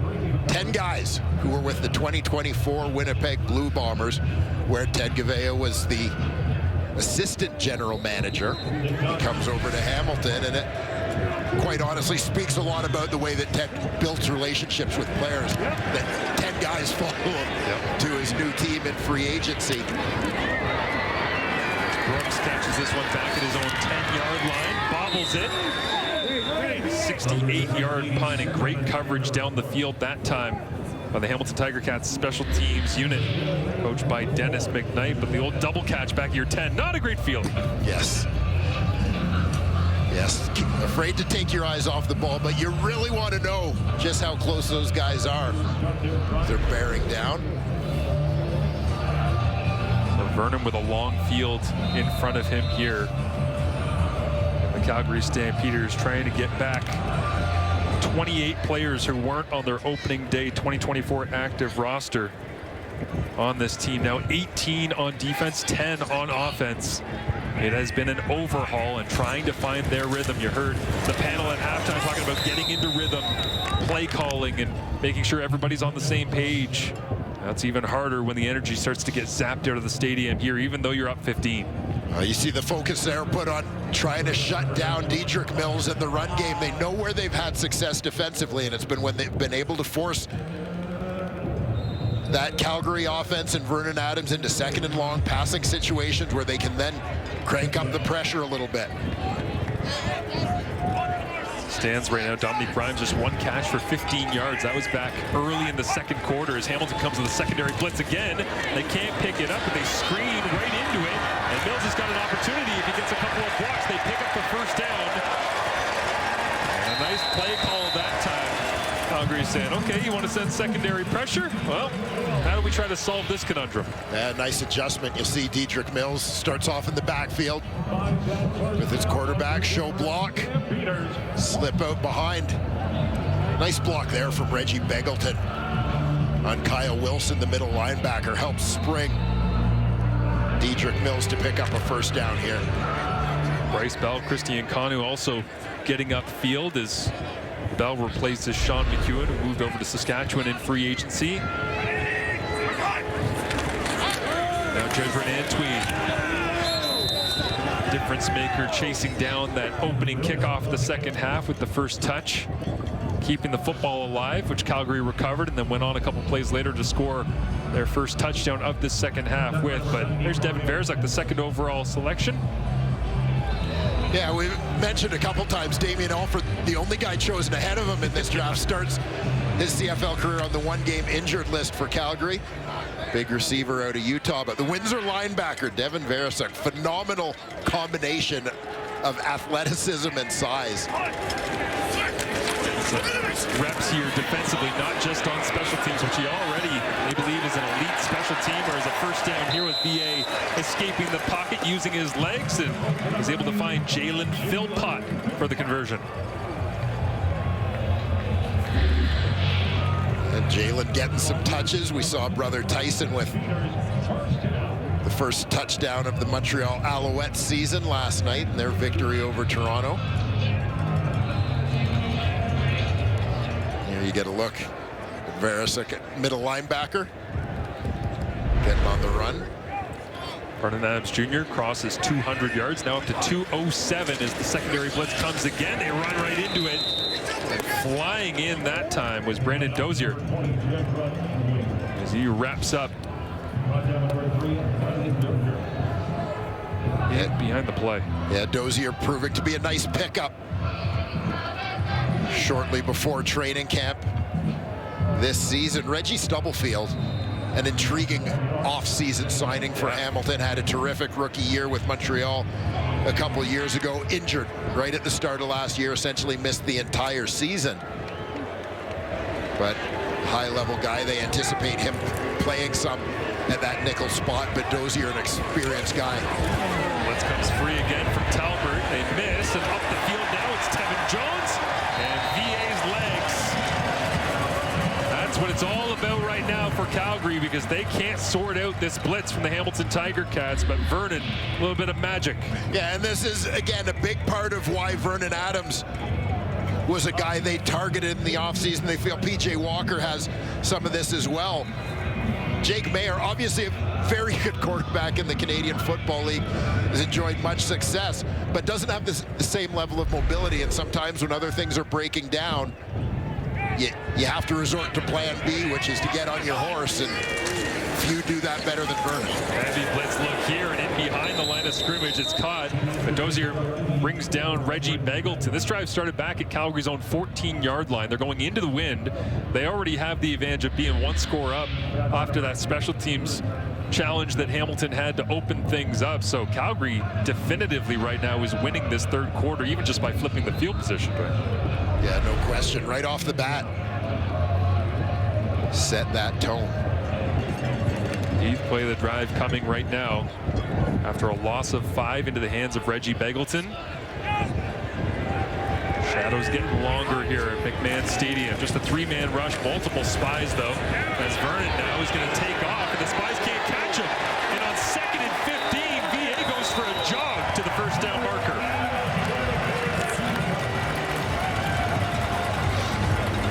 Terrific recognition here as Vernon Adams gets on his scramble.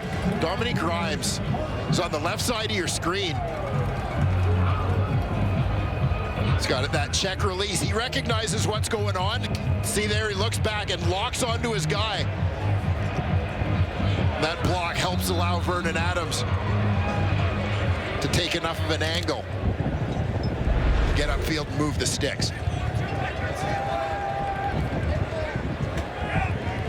So with a fresh set of downs and 3 receivers to his right, Vernon will hand it off. Dedrick Mills following his blocks. Veresuk, the closest Tiger Cat that time, as Mills turned the legs for 7. And we'll watch to see what impact this heavy dose of Dedrick Mills in the Calgary run game may have on the Hamilton defense as we start to get here to the late stages of the third quarter, make our way into the fourth. See Casey Sales adjusting the helmet there as he's been getting rocked around inside with this interior rushing game of Dedrick Mills and the Calgary Stampeders. Hard count this time, and a mess up front. Who jumped?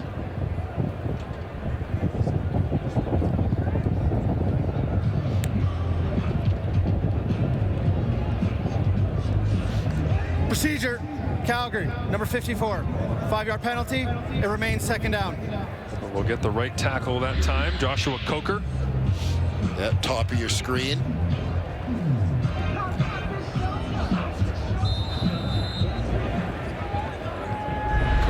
little early. You see Casey Sales letting him know. 2nd and 8 after the penalty. Draw handoff. Mills makes a man miss in the hole. Gets outside to the 30, 25. They'll pick up 10 yards on 2nd and 8. Calgary's running game having its way with the Tiger Cats right now.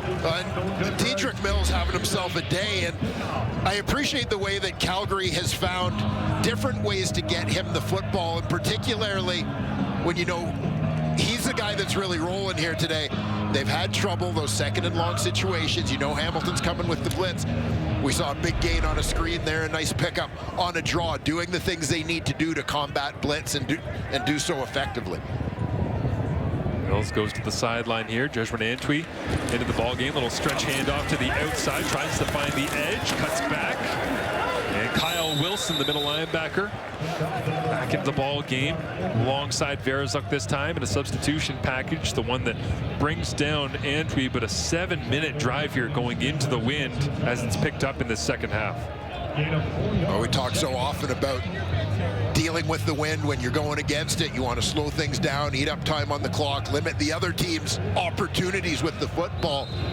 Calgary had that terrific quick start to the half, where it was kind of like, great start, maybe not how you want to eat up time, but yeah. But here doing a fantastic job of playing to the situation. Hard count, nobody jumps. VA looking downfield to throw, and just off the same page that time with Tevin Jones. And Vernon frustrated. Thought he had something there. The defender, looks like Jamal Peters, slipped down onto the turf. So after a 12-play drive, the field goal unit has to come out. And there you see that one falling short. And you wonder, throw it into the wind, if that impacted the throw for VA at all. He wanted that one, even being up 15. So Rene Paredes comes out once again. 229 games played consecutively, number 8 all time. Should be a separate list for kickers. Well, really? Just love them, need them. Just saying, separate list. We'll call it the Louis list. How about that? Paredes adds on 3 more. 28-10. The Stampeders in control, just like Montreal was last night against Toronto.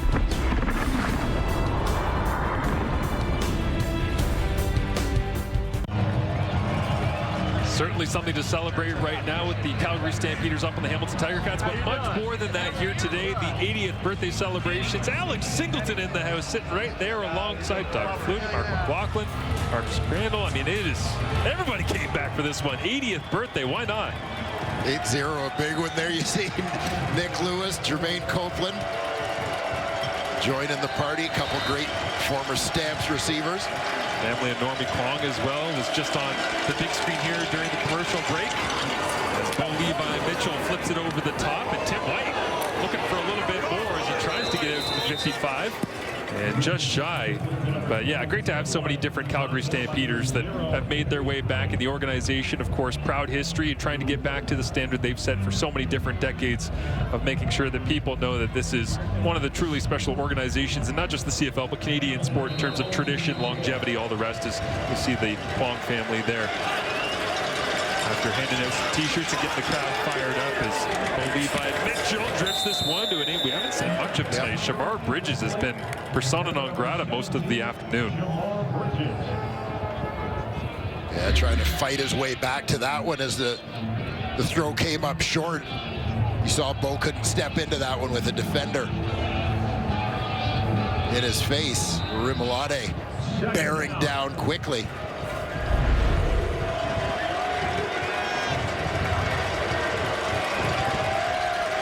Lauren digs in here on 2nd and 10, trying to go get Bo. A flag comes up. This hangs up in the air.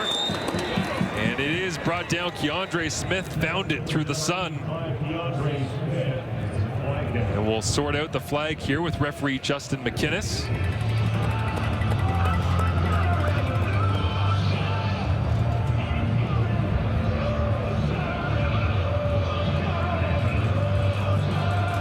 Looks like they're talking to the Calgary sideline, so likely against the Hamilton Tiger Cats. Yeah, just awaiting a signal here. Looked even like there possibly could have been a hold. Offside, Hamilton, number 4. 5-yard penalty. We'll repeat second down.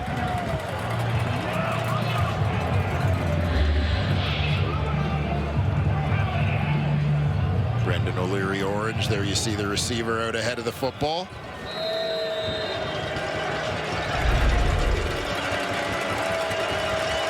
He gets tagged on that one. It sets up 2nd and 15. Mitchell rolls to his left, looks down the field, takes a shot for Lawler and just overthrows him, incomplete. And the punting unit will have to come out once again with 29 seconds remaining, and that'll be Hamilton's last possession with the wind at their back.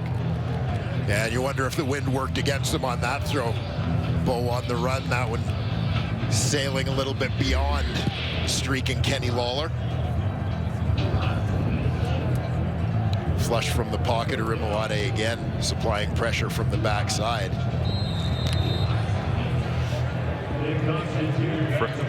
Frustration starting to settle in for the Tiger Cats offensively with 10 points on the board and no touchdowns. Wind at his back. Constantino will hang this one as high as he possibly can and hits at the 5 and rolls into the end zone.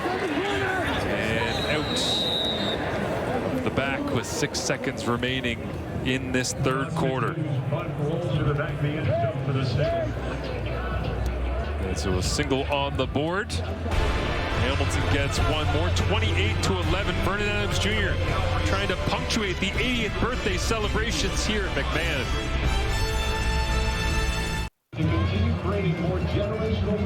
There you see Jermaine Copeland hanging out. Nick Lewis right there as well, as we flash it back to what a good player Cope was, man. Like, just so smooth. Like, I gotta admit, you know, of this era, at this time I'm playing high school ball, and I remember turning on the CFL and watching it, just going, why is that dude always open? Yeah, such a dynamic duo. He and Nick Lewis were very different players, but Copeland so productive, both in Montreal and, of course, during his time as a Calgary Stampeder. Good to see them coming back and having fun here in Calgary. Now VA over the top. It's completed. Clark Barnes running away from Jamal Peters. And down to the 5-yard line goes the former Guelph Griffin. A 65-yard bomb with VA evading the rush again.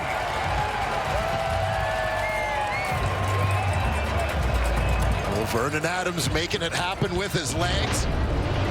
And a terrific adjustment to the football at the tail end by Clark Barnes. Stampeders pressing yet again here to start the fourth quarter.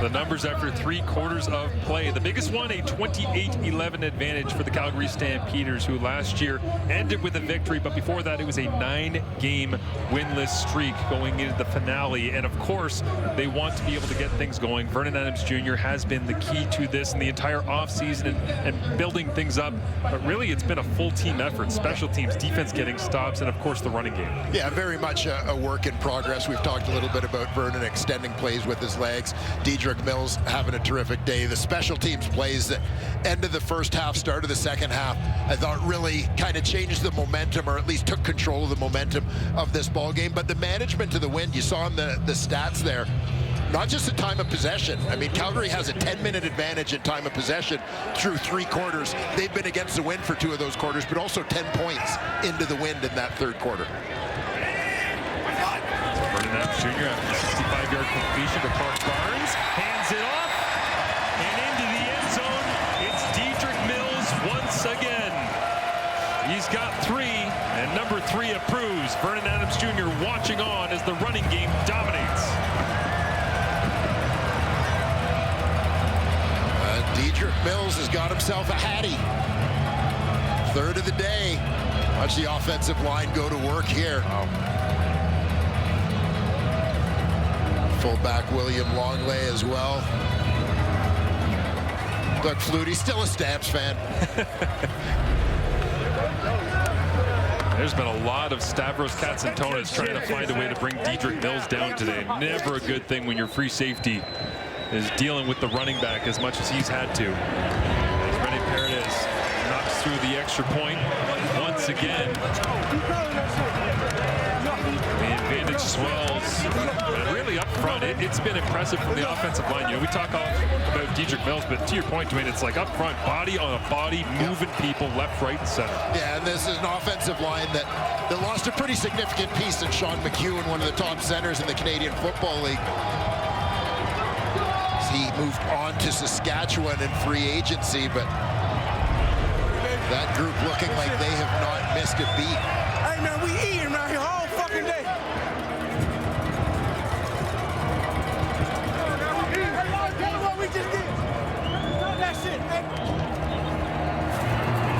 Now the special teams unit for the Calgary Stampeders going to try to pin Bo Levi Mitchell and the Hamilton offense once again with the wind at their back and squeeze any life out of a comeback attempt. So with that 65-yard completion, Clark Barnes did reach the 100-yard mark for the first time in his CFL career.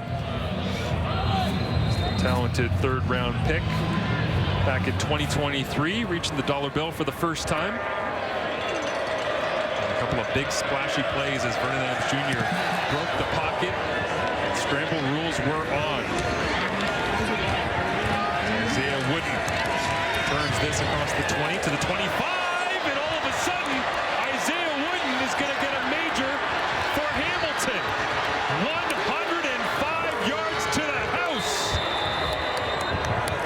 And the Ticats have some life.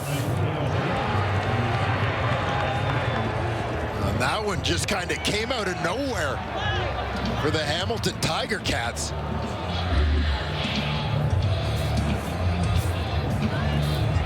Isaiah Wooden runs into the pack, takes a hit, and somehow comes out the other side, and he's behind everybody.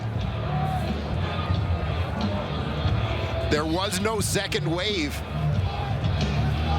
Didn't seem to be any kind of safety over the top. And this guy loves it.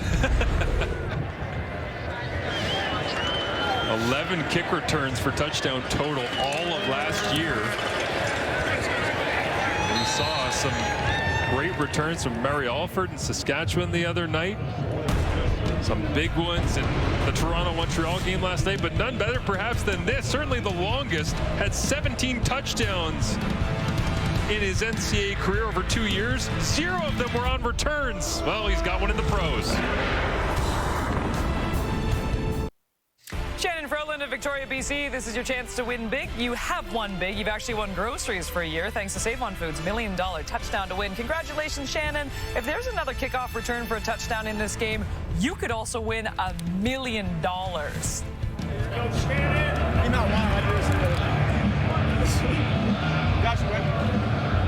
Quite the prize, and Isaiah Wooden making his mark in his CFL debut as you say, Dwayne, just casually kind of going to the crowd here. He's been looking for the opening all night long. And pop! Oh, look, there's an open door. Yeah, and it almost seemed as if maybe some of that second wave of Stampeder coverage guys thought the initial contact was going to lead to Wooden going down. And, you know, this is a guy, we were down at field level prior to the game, and you think so often about many of the returners in this league being more diminutive guys. Wooden's a pretty thick dude, and basically ran through that contact. Into the wind, pretty good kick here from Hamilton.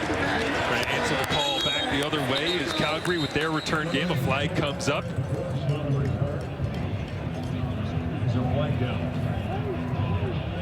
There's 3 touchdowns. Holding.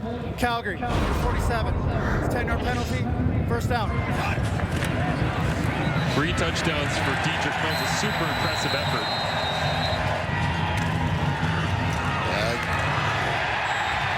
All very similar.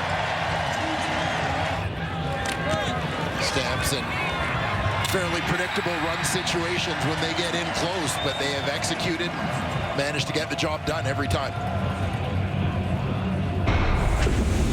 In control, certainly. So Vernon Adams Jr. Probably was thinking he was going to settle into a nice 80th birthday celebration here on the sidelines. And hey, PJ Walker, you go get some reps at the end of this one. And all of a sudden, kick return from Isaiah Wooden, and nope, back to work. Life in the CFL. Never easy to close out a game. Changes quickly. He's got a long field to deal with, but that hasn't been daunting for Calgary all that much tonight as they begin, as they have much of the evening with the inside handoff here, going between Jezron Antwi and Dedrick Mills. Antwi gets the call this time. Yeah, Mills getting a little bit of a break over there. You know, an interesting sort of roster management move for the Calgary Stampeders this year, going out and signing Jezron Antwi, a proven guy, proven he can handle the load as a starter at times. Obviously a very solid backup running back, as we've so often seen Calgary dressing 2 American backs in recent years. This kind of frees up an American somewhere else because Antwi's able to fill that role. No doubt. Is this one, dangerously thrown outside. As Isaiah Begna was close to that one, intended for Jalen Philpott. I'll say this as well, our game that's going to round things down tonight in week number 1, we're talking obviously about Canadian quarterbacks. Love seeing the Canadian quarterbacks. It's straightforward. It's Nathan Rourke. How about Sean Thomas Erlington last night from Montreal, just inflicting his will on everyone? You got Jezron Antwi out here pounding the rock. There's a lot of really good Canadian running backs as well across I mean, Canadians at skill positions in general, right? Such a big part of the evolution of the game, and guys now getting an opportunity to make their mark at all of those positions in the CFL. As Wooden thought about going for a double house call. 54-yard punt flag down. We'll sort it out when we come back on the other side of things. But Hamilton with possession, a little bit of momentum here after the big return touchdown.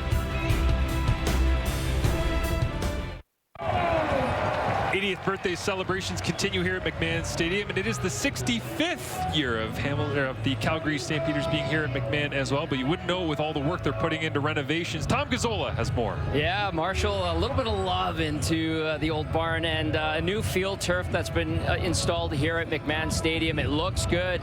More importantly, it feels good. The players are very much applauding this new field turf, and it'll help reduce ankle injuries, knee injuries, not just for the Stamps, but of course opposing players as well. And then you go inside the building, upgraded facilities for the Stampeders, some new workout machines, the weight room gets an update, and then more importantly, maybe for some, is the Players Lounge getting a facelift, and then guys creating chemistry, playing ping pong. I know that's huge for some teams. It also creates some animosity too.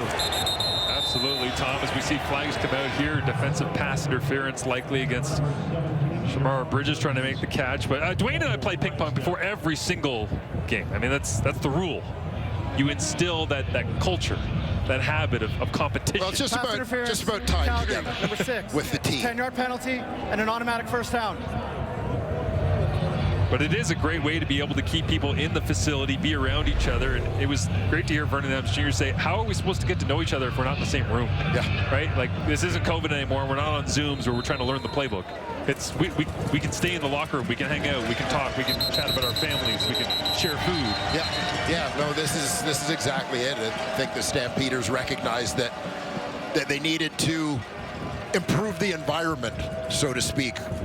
You know, obviously improving facilities being a part of that, and made the investment this offseason.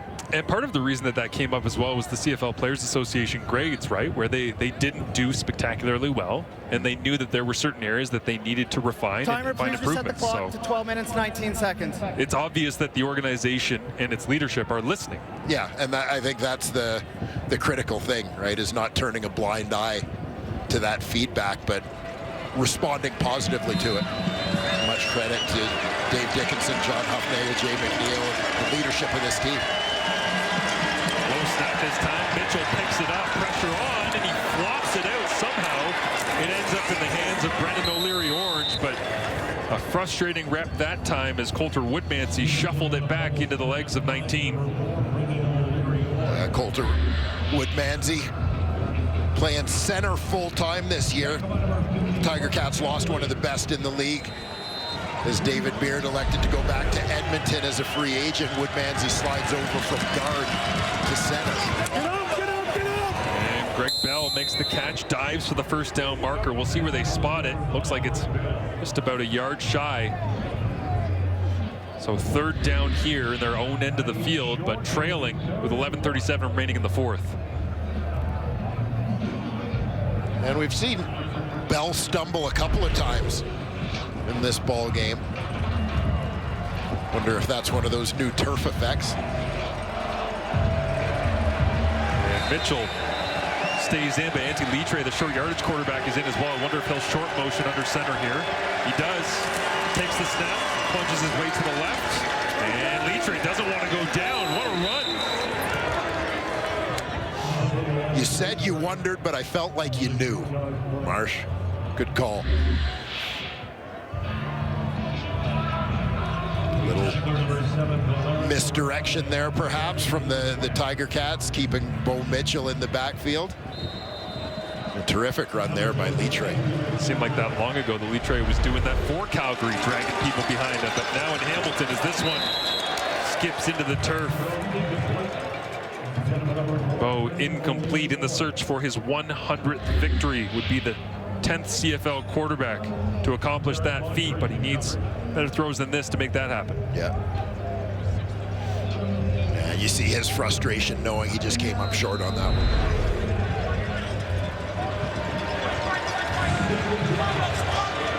Bridges and Kenny Lawler, the wideouts. Tim White and DeAndre Smith working together, you see at the top of your screen as well. DeAndre wants to go quick. Bo gets to the line. Gets the four-man rush. And up for grabs. Lawler brings it down. Makes it look easy, but that is not a simple catch in space. Settling down. Trying to find the football in that fading sun here at McMahon. Yeah, just keep an eye on Flo Rimolade coming around the edge here again. Gets that shoulder dip. And initial contact up high on Bo Levi Mitchell.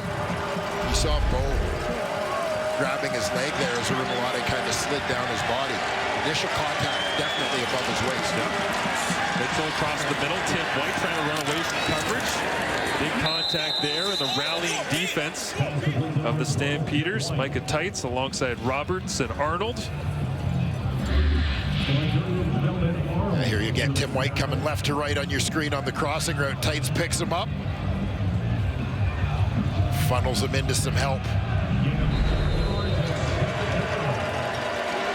Tights, 18 games played in his first season with Calgary after coming over from Saskatchewan. And a good job now. Looking over the top is Bo. A little off on that angle, the corner route that time as Damon Webb coming down alongside Sheldon Arnold, one of the newcomers in this Stampeders secondary. The Stampeders young at those halfback spots coming into this season. Sheldon Arnold out of Central Florida. Seen him in on a couple of plays. As well as Jalen Grant on the other side. Crowd gets into it, trying to hold Hamilton off here, threatening. Trailing 35-18 are the Tiger Cats. Bo looks to his right, quick throw, complete. First down on third down. They'll move the sticks. Lawler cashing in his fourth catch. There you see Lawler up towards the top of your screen. Starts off on the line of scrimmage. Get the first down yardage and turn.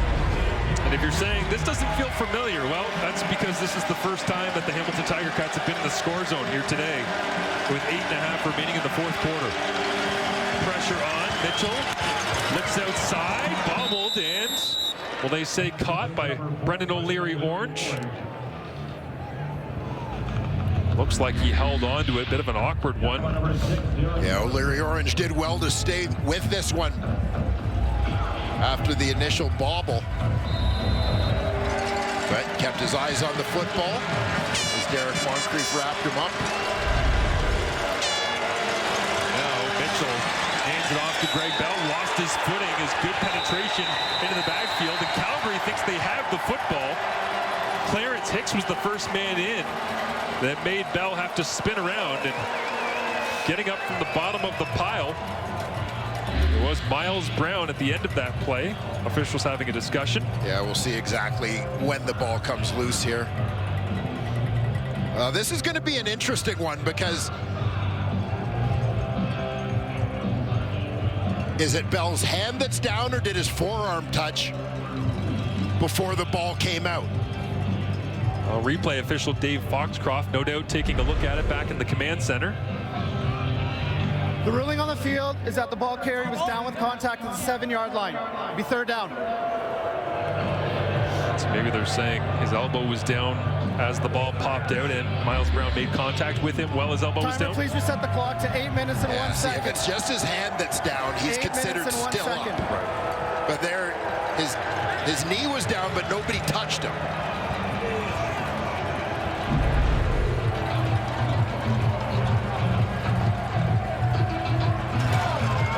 Oh, the Flutie Flakes are out. Don't open that box. Whatever you do.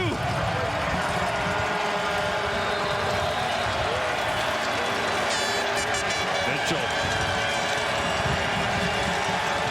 On third down, takes the shotgun snap, hands it off to Greg Bell, tries to run to the left. And on third and a couple, a red wall appears. A turnover on downs. The Calgary defense holds strong against the man that led them to 2 Grey Cups.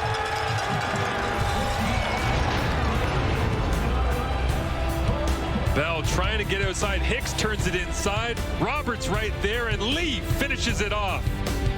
Calgary football. We return. Massive stop here for the Calgary Stampeders, trying to shut out all hope of the Hamilton Tiger Cats in the running game, Dwayne. Yeah, watch for middle linebacker Markel Lee.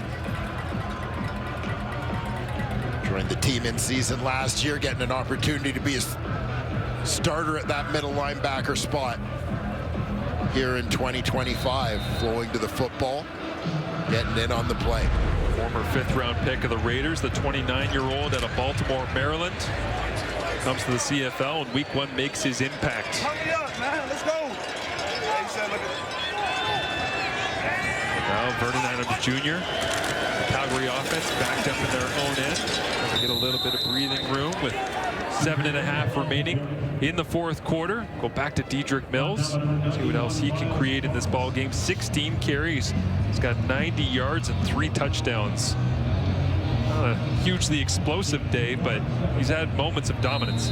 And we've talked a little bit in this game about the importance of situational play, being successful, doing what you need to do in a specific moment. Here, when you look at the field position for Calgary, they've got to get a couple first downs. They've got to swing the field to ensure that if they are giving the ball back to the Hamilton Tiger Cats, they're not giving them a short field. Don't make the comeback easy.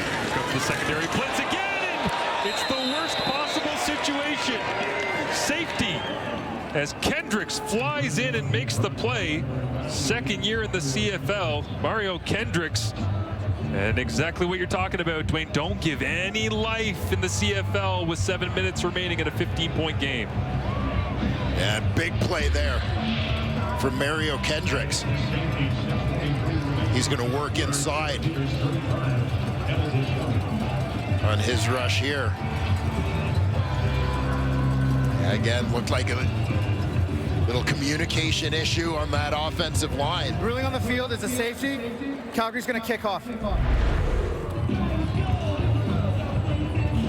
Kendricks got passed on, no one there to pick him up. Kendricks, by the way, along with Casey Sales and the injured Luke Brubaker, the only holdovers from Hamilton's defensive line group from last year. And they overhauled it last year, where Casey Sales was kind of the only guy that they had kept from the previous season. So still looking for the combination. Kendricks certainly doing his part to try and be part of the answer. Tons of changes on both sides of the ball for both of these teams. You can see how much happened here for Hamilton. What was coming in, what was going out. I mean, it's line play, it's receivers, it's defensive line, it's pass rush, it's defensive secondary, it's the running game, it's all of it. Yeah, significant players in both directions. So now Calgary will tee things up, and Wynn's still at their back. And Hamilton had their best drive of the ball game going into the wind at McMahon Stadium as it falls off the tee for the first time, and we got ourselves a 2-score game with 6:43 remaining.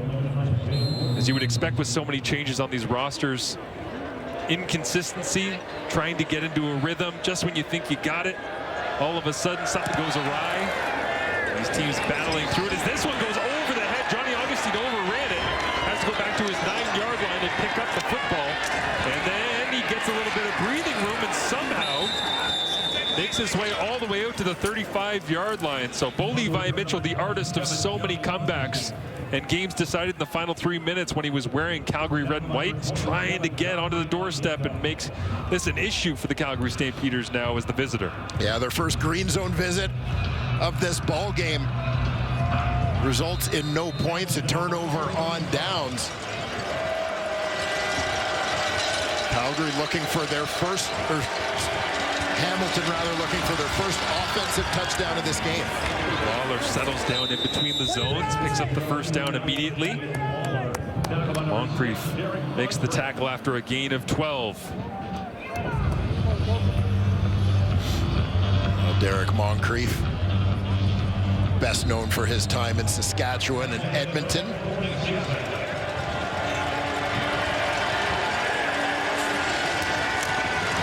Up to Mitchell, pocket collapsing to the outside. Shamar Bridges, Hamilton's Rookie of the Year last season, makes the grab.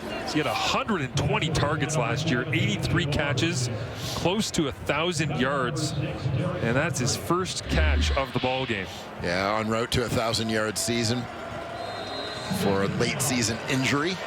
Derailed those hopes. Different role for him as he's the guy who moves from the boundary to the wide side with Kenny Lawler's arrival. Flags come up. Last year in week 1 here in Calgary in the season opener. Hamilton, number 53. 5-yard penalty. It remains second down. As that one will back up the Tiger Cats. Brendan Bordner, second year out of Florida Atlantic University.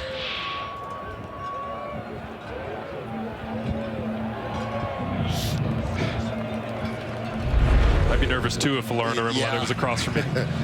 Exactly what was running through my mind.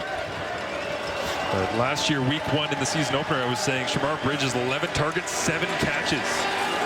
Just had his first, but Keandre Smith getting into the act here as well, crosses midfield. That'll be enough for another Hamilton first down with 5:19 remaining.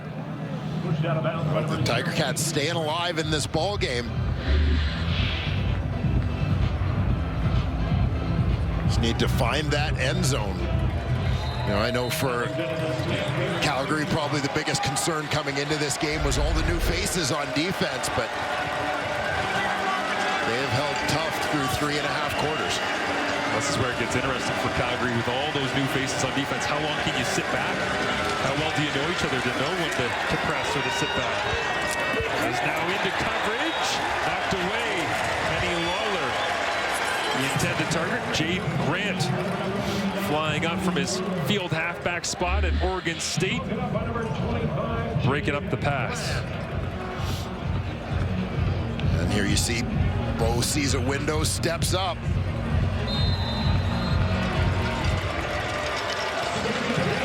Yeah, terrific coverage on the play. Portland, Oregon native makes the play that time. 5 of 18 are the Tiger Cats on second down. 20 points on the board thanks to a big return from Isaiah Wood, but this one flops up into the air, incomplete in between multiple receivers. And with 4:35 remaining, down 15 points. Bo Levi Mitchell staring at the sideline. Yeah, third down means you're staying on the field, given the situation. Another throw that just appeared to get away.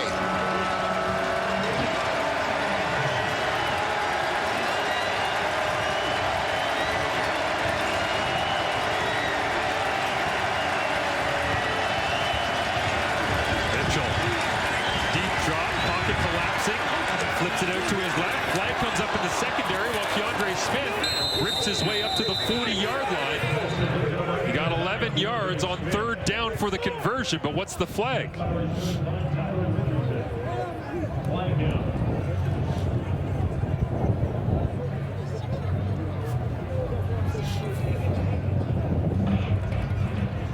contact, Calgary, number 9. Penalty is declined. First down. Well, Damon Webb protesting the penalty, but it's not going to matter as the Tiger Cats picked up first down yardage regardless. Nice move here by Keandre Smith to duck under. The linebacker might get tight. Fight for that first down. Bridges all by himself. Up at the top, one-on-one. Mitchell looks to his left-hand side again, rolls away, and this one goes high over the outstretched arms of Keandre Smith, incomplete, and second down and 10. Yeah, if the Tiger Cats are going to get this done, they're certainly doing it the hard way. Mitchell again flushed out of the pocket. Ball sails on him a little bit as Keandre Smith is coming back. Scott Milenovich said he just wanted Bo to have his feet in the right place, but a little bit of that gunslinger mentality creeping back in. The body memory maybe for being here at McMahon. As he steps up and looks downfield again, now Bo's going to go for a run. Slides his way down inside the 30.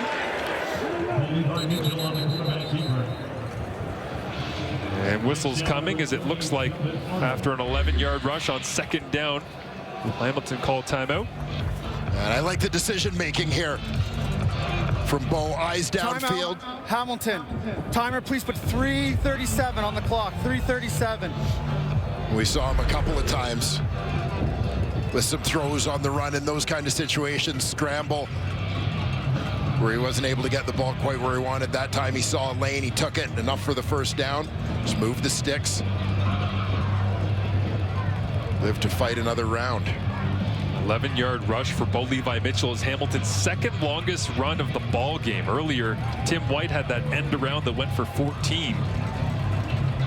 They have not had chunk plays in the running game. Really haven't leaned on it all that much either. As Mitchell right now 25 of 38.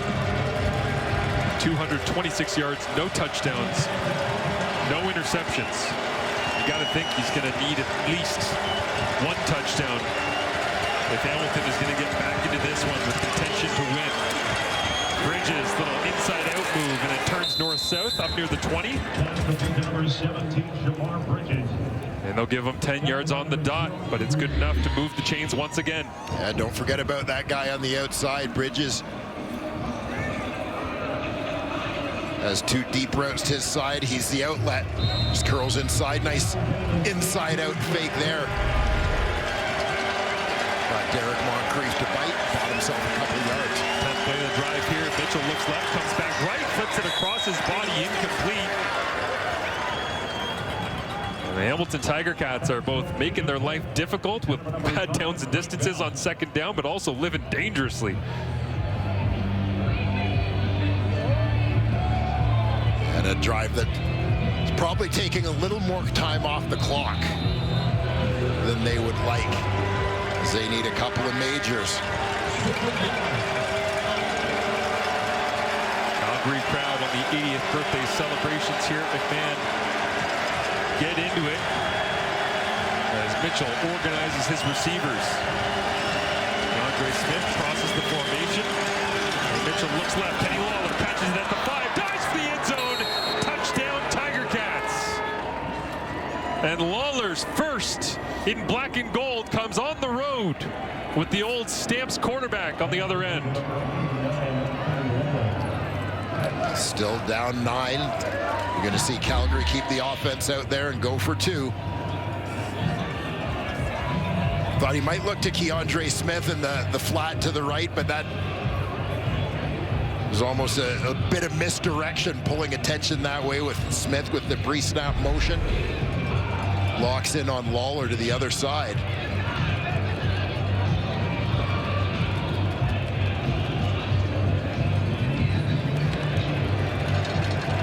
Tiger Cats 4 for 11 last year in 2-point conversion attempts.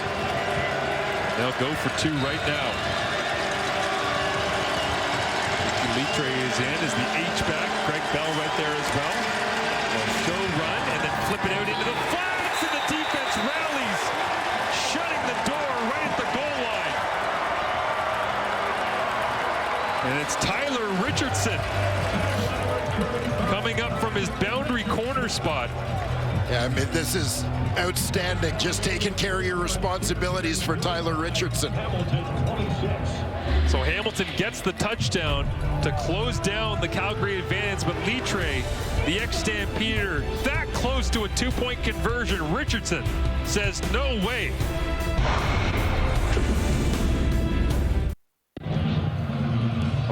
Eleven plays, 75 yards, and Hamilton finds their way into the end zone. 35-26 is the score with 2 minutes, 34 seconds remaining, and Kenny Lawler able to dive into the end zone. The 2-point conversion no good, but here comes the onside kick attempt. As all the training camp work on special teams gets put into practice against a different color uniform. It's high in the air. Leggio hangs it. Collision, but it's brought down by Tevin Jones, and now a flag as it looks like Shamar Bridges might have got a hand up high. Good execution by the Calgary hands team. Face mask, Hamilton, number 89. 15-yard penalty, first down. See, Tevin Jones is the guy they're trying to protect. Kenny Lawler looked like he got a shot in there off the edge, but wasn't able to jar the ball loose. There you see him getting a face mask in on Jones. His initial tackle attempt. And again, another one of those things that you work on in training camp is how do you manage the end of game situation where you're up by very little. A couple of minutes left in the ball game as VA holds on to the football, gets rocked from behind, and this one flies up into the Calgary bench. Yeah, Adams getting rid of that one as he got hit.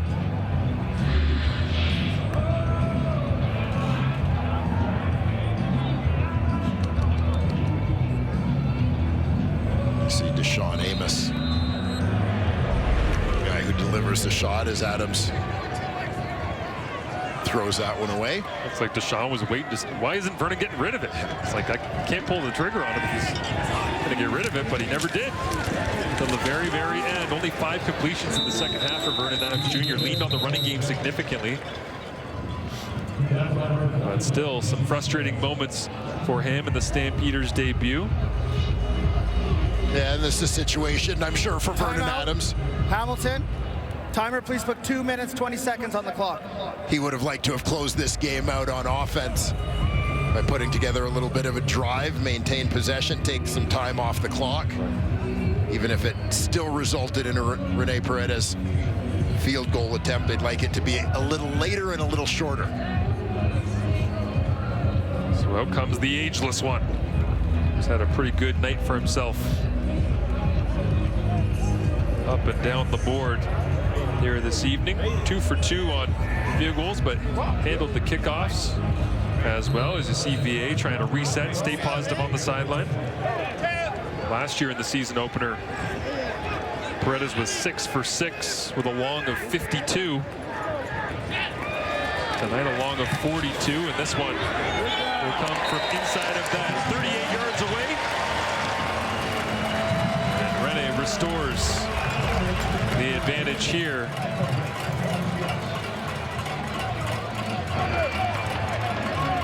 Well, it's been a long night of celebration on the 80th birthday for the Calgary Stampeders. There's one more that I want to make sure we get in here tonight. There's my man. Yeah, that's my highlight reel. That's my man.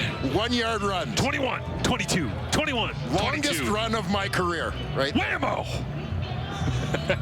Well, that was a game winner. I do remember that one.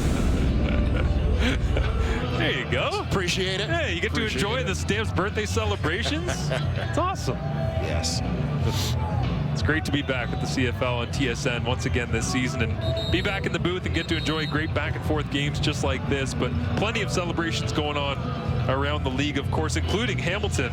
I'm talking about the Stamps and their celebrations all night, of course, but Garney Henley's number getting retired in Hamilton next week against Saskatchewan, June 14th, and now the question becomes, is Bo Levi Mitchell going to have to try and take down another one of his old foes? Yeah. in the Rough Riders to get win 100? I'm sure he wanted to do it here, where he got so many of those victories for Calgary, but We got 2:16 left to find out the answer to that.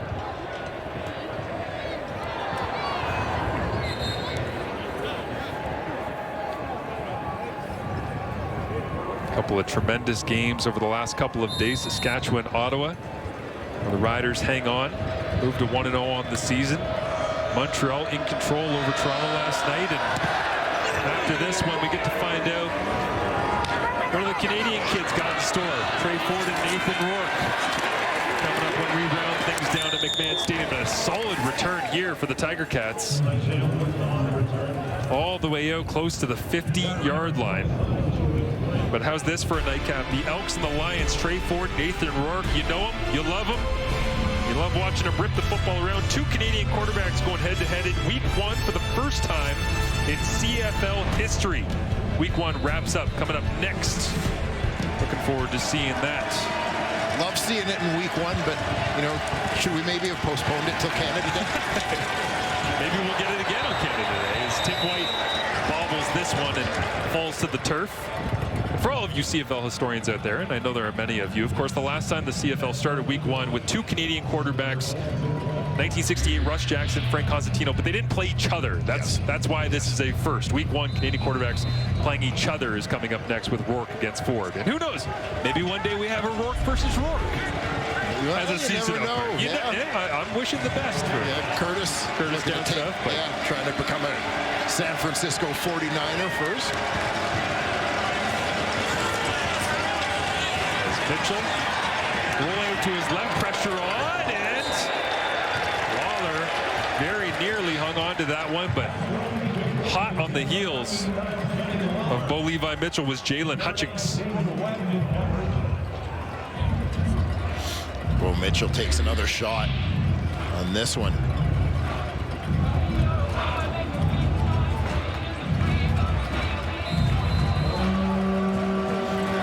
Sure, he could feel the big fella's breath on the back of his neck. That's where you're going to climb the pocket, climb the pocket. I'm out of time. Get rid of that thing before the big man tracks me down. Mitchell on 3rd and 10. Up for grabs, knocked away. Shamar Bridges and Adrian Green had a really good night starting at the field corner. Had to make a lot of big open field plays. And he makes another here to shut things down on the Tiger Cats. Yeah, we had seen Green make a number of starts in BC over the last couple of years, but typically not at corner. But Calgary deciding, and having drafted Ben LaBrosse in the first round last year, clearly making field corner a Canadian position in terms of their deployment of the ratio. Adrian Green, Ben LaBrosse, Godfrey Onyeka, all on the roster, all guys capable of playing that spot for the Stamps. Arna Jr. with the speed tying of the shoelace, so he can hand it off inside.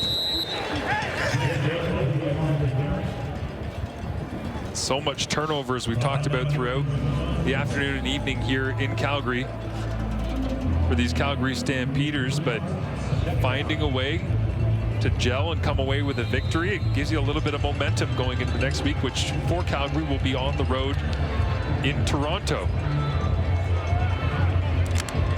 So a road challenge coming up, East versus West, back-to-back weeks for the Calgary Stampeders to get 2025 underway. Second down, back to Antwi. Turns the corner, gets a little push.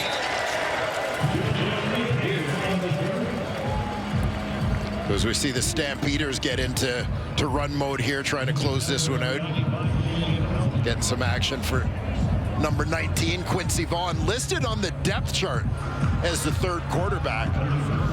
But Vaughn finished his career at North Dakota as a tight end, played a lot of quarterback, particularly as a short yardage quarterback, and the Stamps see him in that role, but a guy who is capable of also contributing as a tight end, fullback, H-back type in this offense, and that's what he's doing here. DJ Walker in his short yardage, not Quincy Vaughn, although Vaughn is on the field. You see him there, number 19, Dwayne's talking about. You wonder if they just don't necessarily have him up to speed. Oh, what's, uh-oh, Doug's signing some footballs. It's about to rip Let's see if Doug's still got an arm. I mean, the other hand arm is great. Right, that was adjusting to his receiver, though. That's true. Strictly threw underhand based on the receiver. Yeah, if he goes overhand and, slips through the hands, bad look, right? Absolutely the most competitive guy you could ever imagine meeting. Doug talked about the fans cheering for him because he was a little guy, blah, blah, blah. Doug was an easy guy to root for because that competitiveness always showed through. Yeah, and genuinely you can tell how much Doug still enjoys coming back challenging the spot to the CFL. Play. As they're challenging the spot here from the short yardage sneak of PJ Walker, but you get a chance to see how much he just enjoys being around, having conversations with people, signing things for them. Like all these years later, he just loves being around the Canadian Football League. Yeah, I mean, fantastic success here that also revived his career down south. As your guess is as good as mine in that mosh pit. Yep, spot it where you will. We'll take your word for it.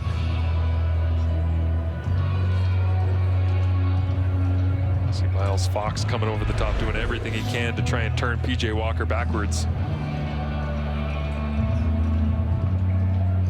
Dave Dickinson still coaching hard right to the very end, up by 12. Said at the end of last season, I remember doing one of the final games of the regular season, they said, I want to be here, I want to be the coach of this team, I want to lead the turnaround, I want to get back to the playoffs, I want to win a Grey Cup as the head coach of the Calgary Stampeders. And so going into week one here, you can tell he's reinvigorated because there is a massive challenge in front of him leading this team back to the top.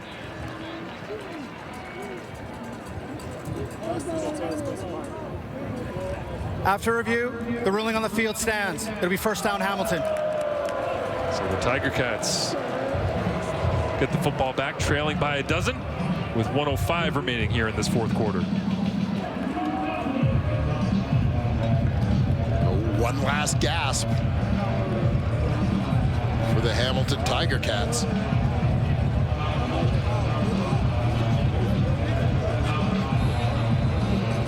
All for the fans that stayed right to the very end of the fourth quarter in this one. Enjoy a beautiful sunset, but also get to see Bo Levi Mitchell in desperation mode. Could spell some entertainment in the next 60 seconds as he looks over the top. Up for Lawler, incomplete, and again, Adrian Green right there. Plays a lot bigger than his 6'1", 189 frame. Yeah, Green does a nice job here. Kenny Lawler always a tough matchup on a 50-50 ball, but Green gets position. Makes a play on the ball, stays with it despite Lawler coming over his back.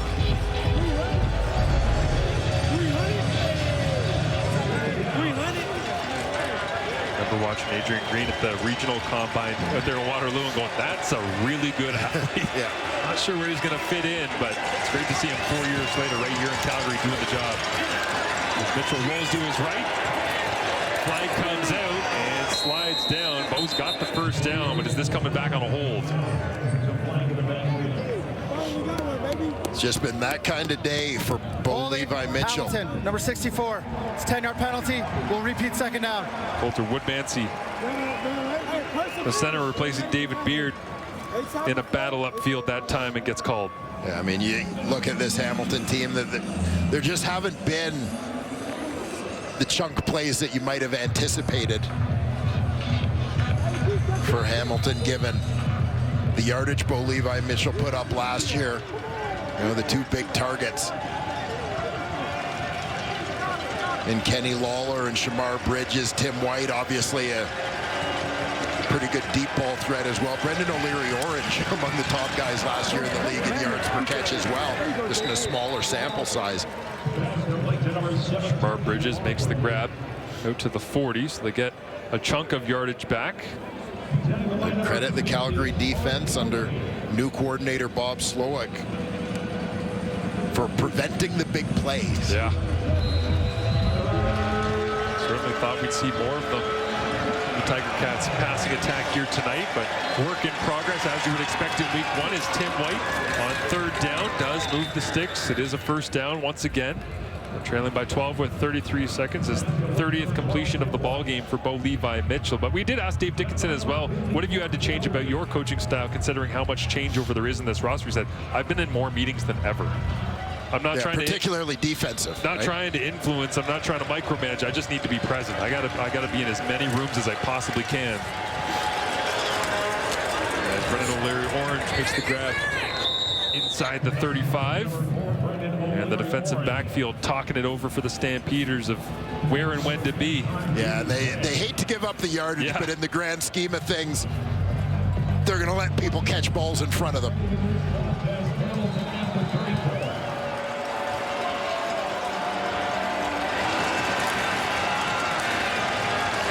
Mitchell taking a shot over the top, trying to send it high for Lawler.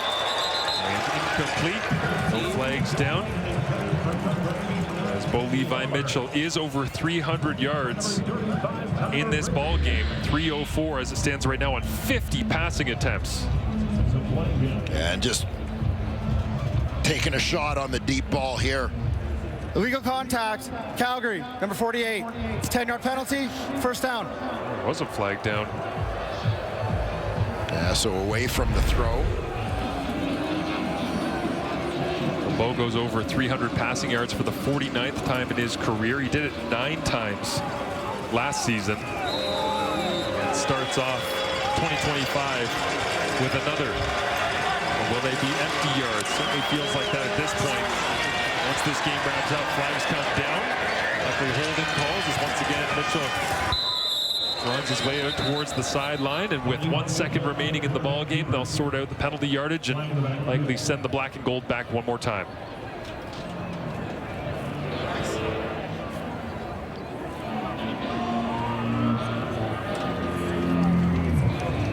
And Dedrick Mills and his Hamilton, number 53. It's a 10-yard penalty. We'll repeat first down.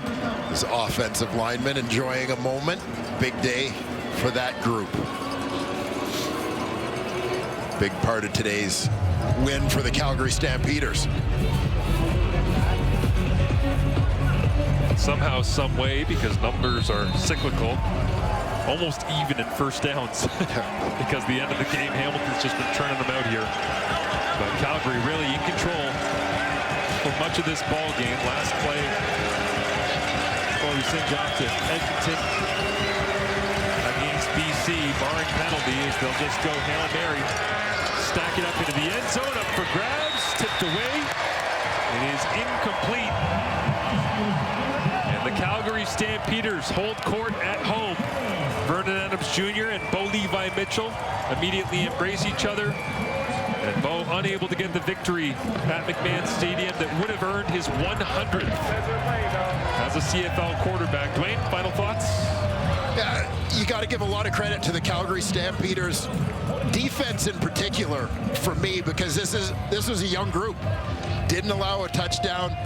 Again, maybe bent at times, but really didn't even come close to breaking, quite frankly. So a much needed start for them, and a work in progress offensively. But Vernon Adams making some plays, doing what he did with his legs, and Dedrick Mills in the offensive line. Big day for that group in support of their quarterback.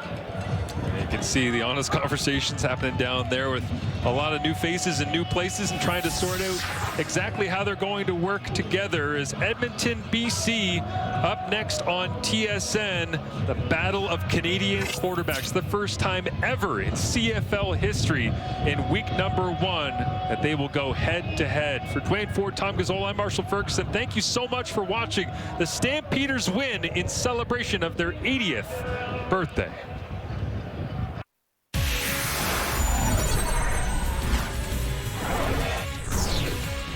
Welcome into Sports Center. That's Scully. I'm Wes. Opening week of the CFL. Hamilton and Calgary, both looking for bounce-back seasons. Calgary, they missed the playoffs for the first time since 2004. And then Hamilton only team in the East with a losing record last year. Yeah, totally. And for Hamilton, they won 6 of their last 8 games to end the regular season last year, so they had some momentum. As for Calgary, 70% roster turnover. Yeah, that's regardless of the sport, that is a big turnover. One of those players, of course, Vernon Adams Jr., making his debut for Calgary. He was acquired from the Lions in the offseason. Adams Jr., well, he was perfect in the first quarter, 8 for 8 for 108 yards, including a touchdown drive and a field goal. Adams Jr. led the league in passing yards back in 2023. Stamps up 10-6 after 1. To the second quarter, after Adams was intercepted twice in the frame, he recovers. How about that 18-yard completion to Reggie Bagleton, setting up the Stamps in the red zone, where Dedrick Mills punches it in for his second touchdown of the game. Stamps missed the playoffs last season, as Wes mentioned, for the first time since 2004. They're up 18-9 at the break. And Calgary's special teams started the second half very strong. Super slow. They want to get off to a hotter start this year. Well, that's going to happen right now in this second half as this kick bounces up in the air. It's up for grabs. Calgary makes contact first. It's rolling along the ground, and it's on the ground. 3 different Stampeders are on top. A lot of bodies bouncing around there, Wes. Wow. Stamps forced the turnover on the kickoff. It would lead to another touchdown for the Stamps. Let's check in now on Bo Levi Mitchell, playing his former team in Calgary. For the second time in his career, Mitchell scrambles, airmails the throw over Kenny Lawler. Mitchell led the league in passing yards and touchdowns last season. Ticats didn't have a single TD through 3 quarters. Dying seconds of the third now. Adams, and of course, escapes the pressure. Going to air this one out perfectly to Clark Barnes. 65-yard completion. Calgary won their season opener against Hamilton last season. Fourth quarter now.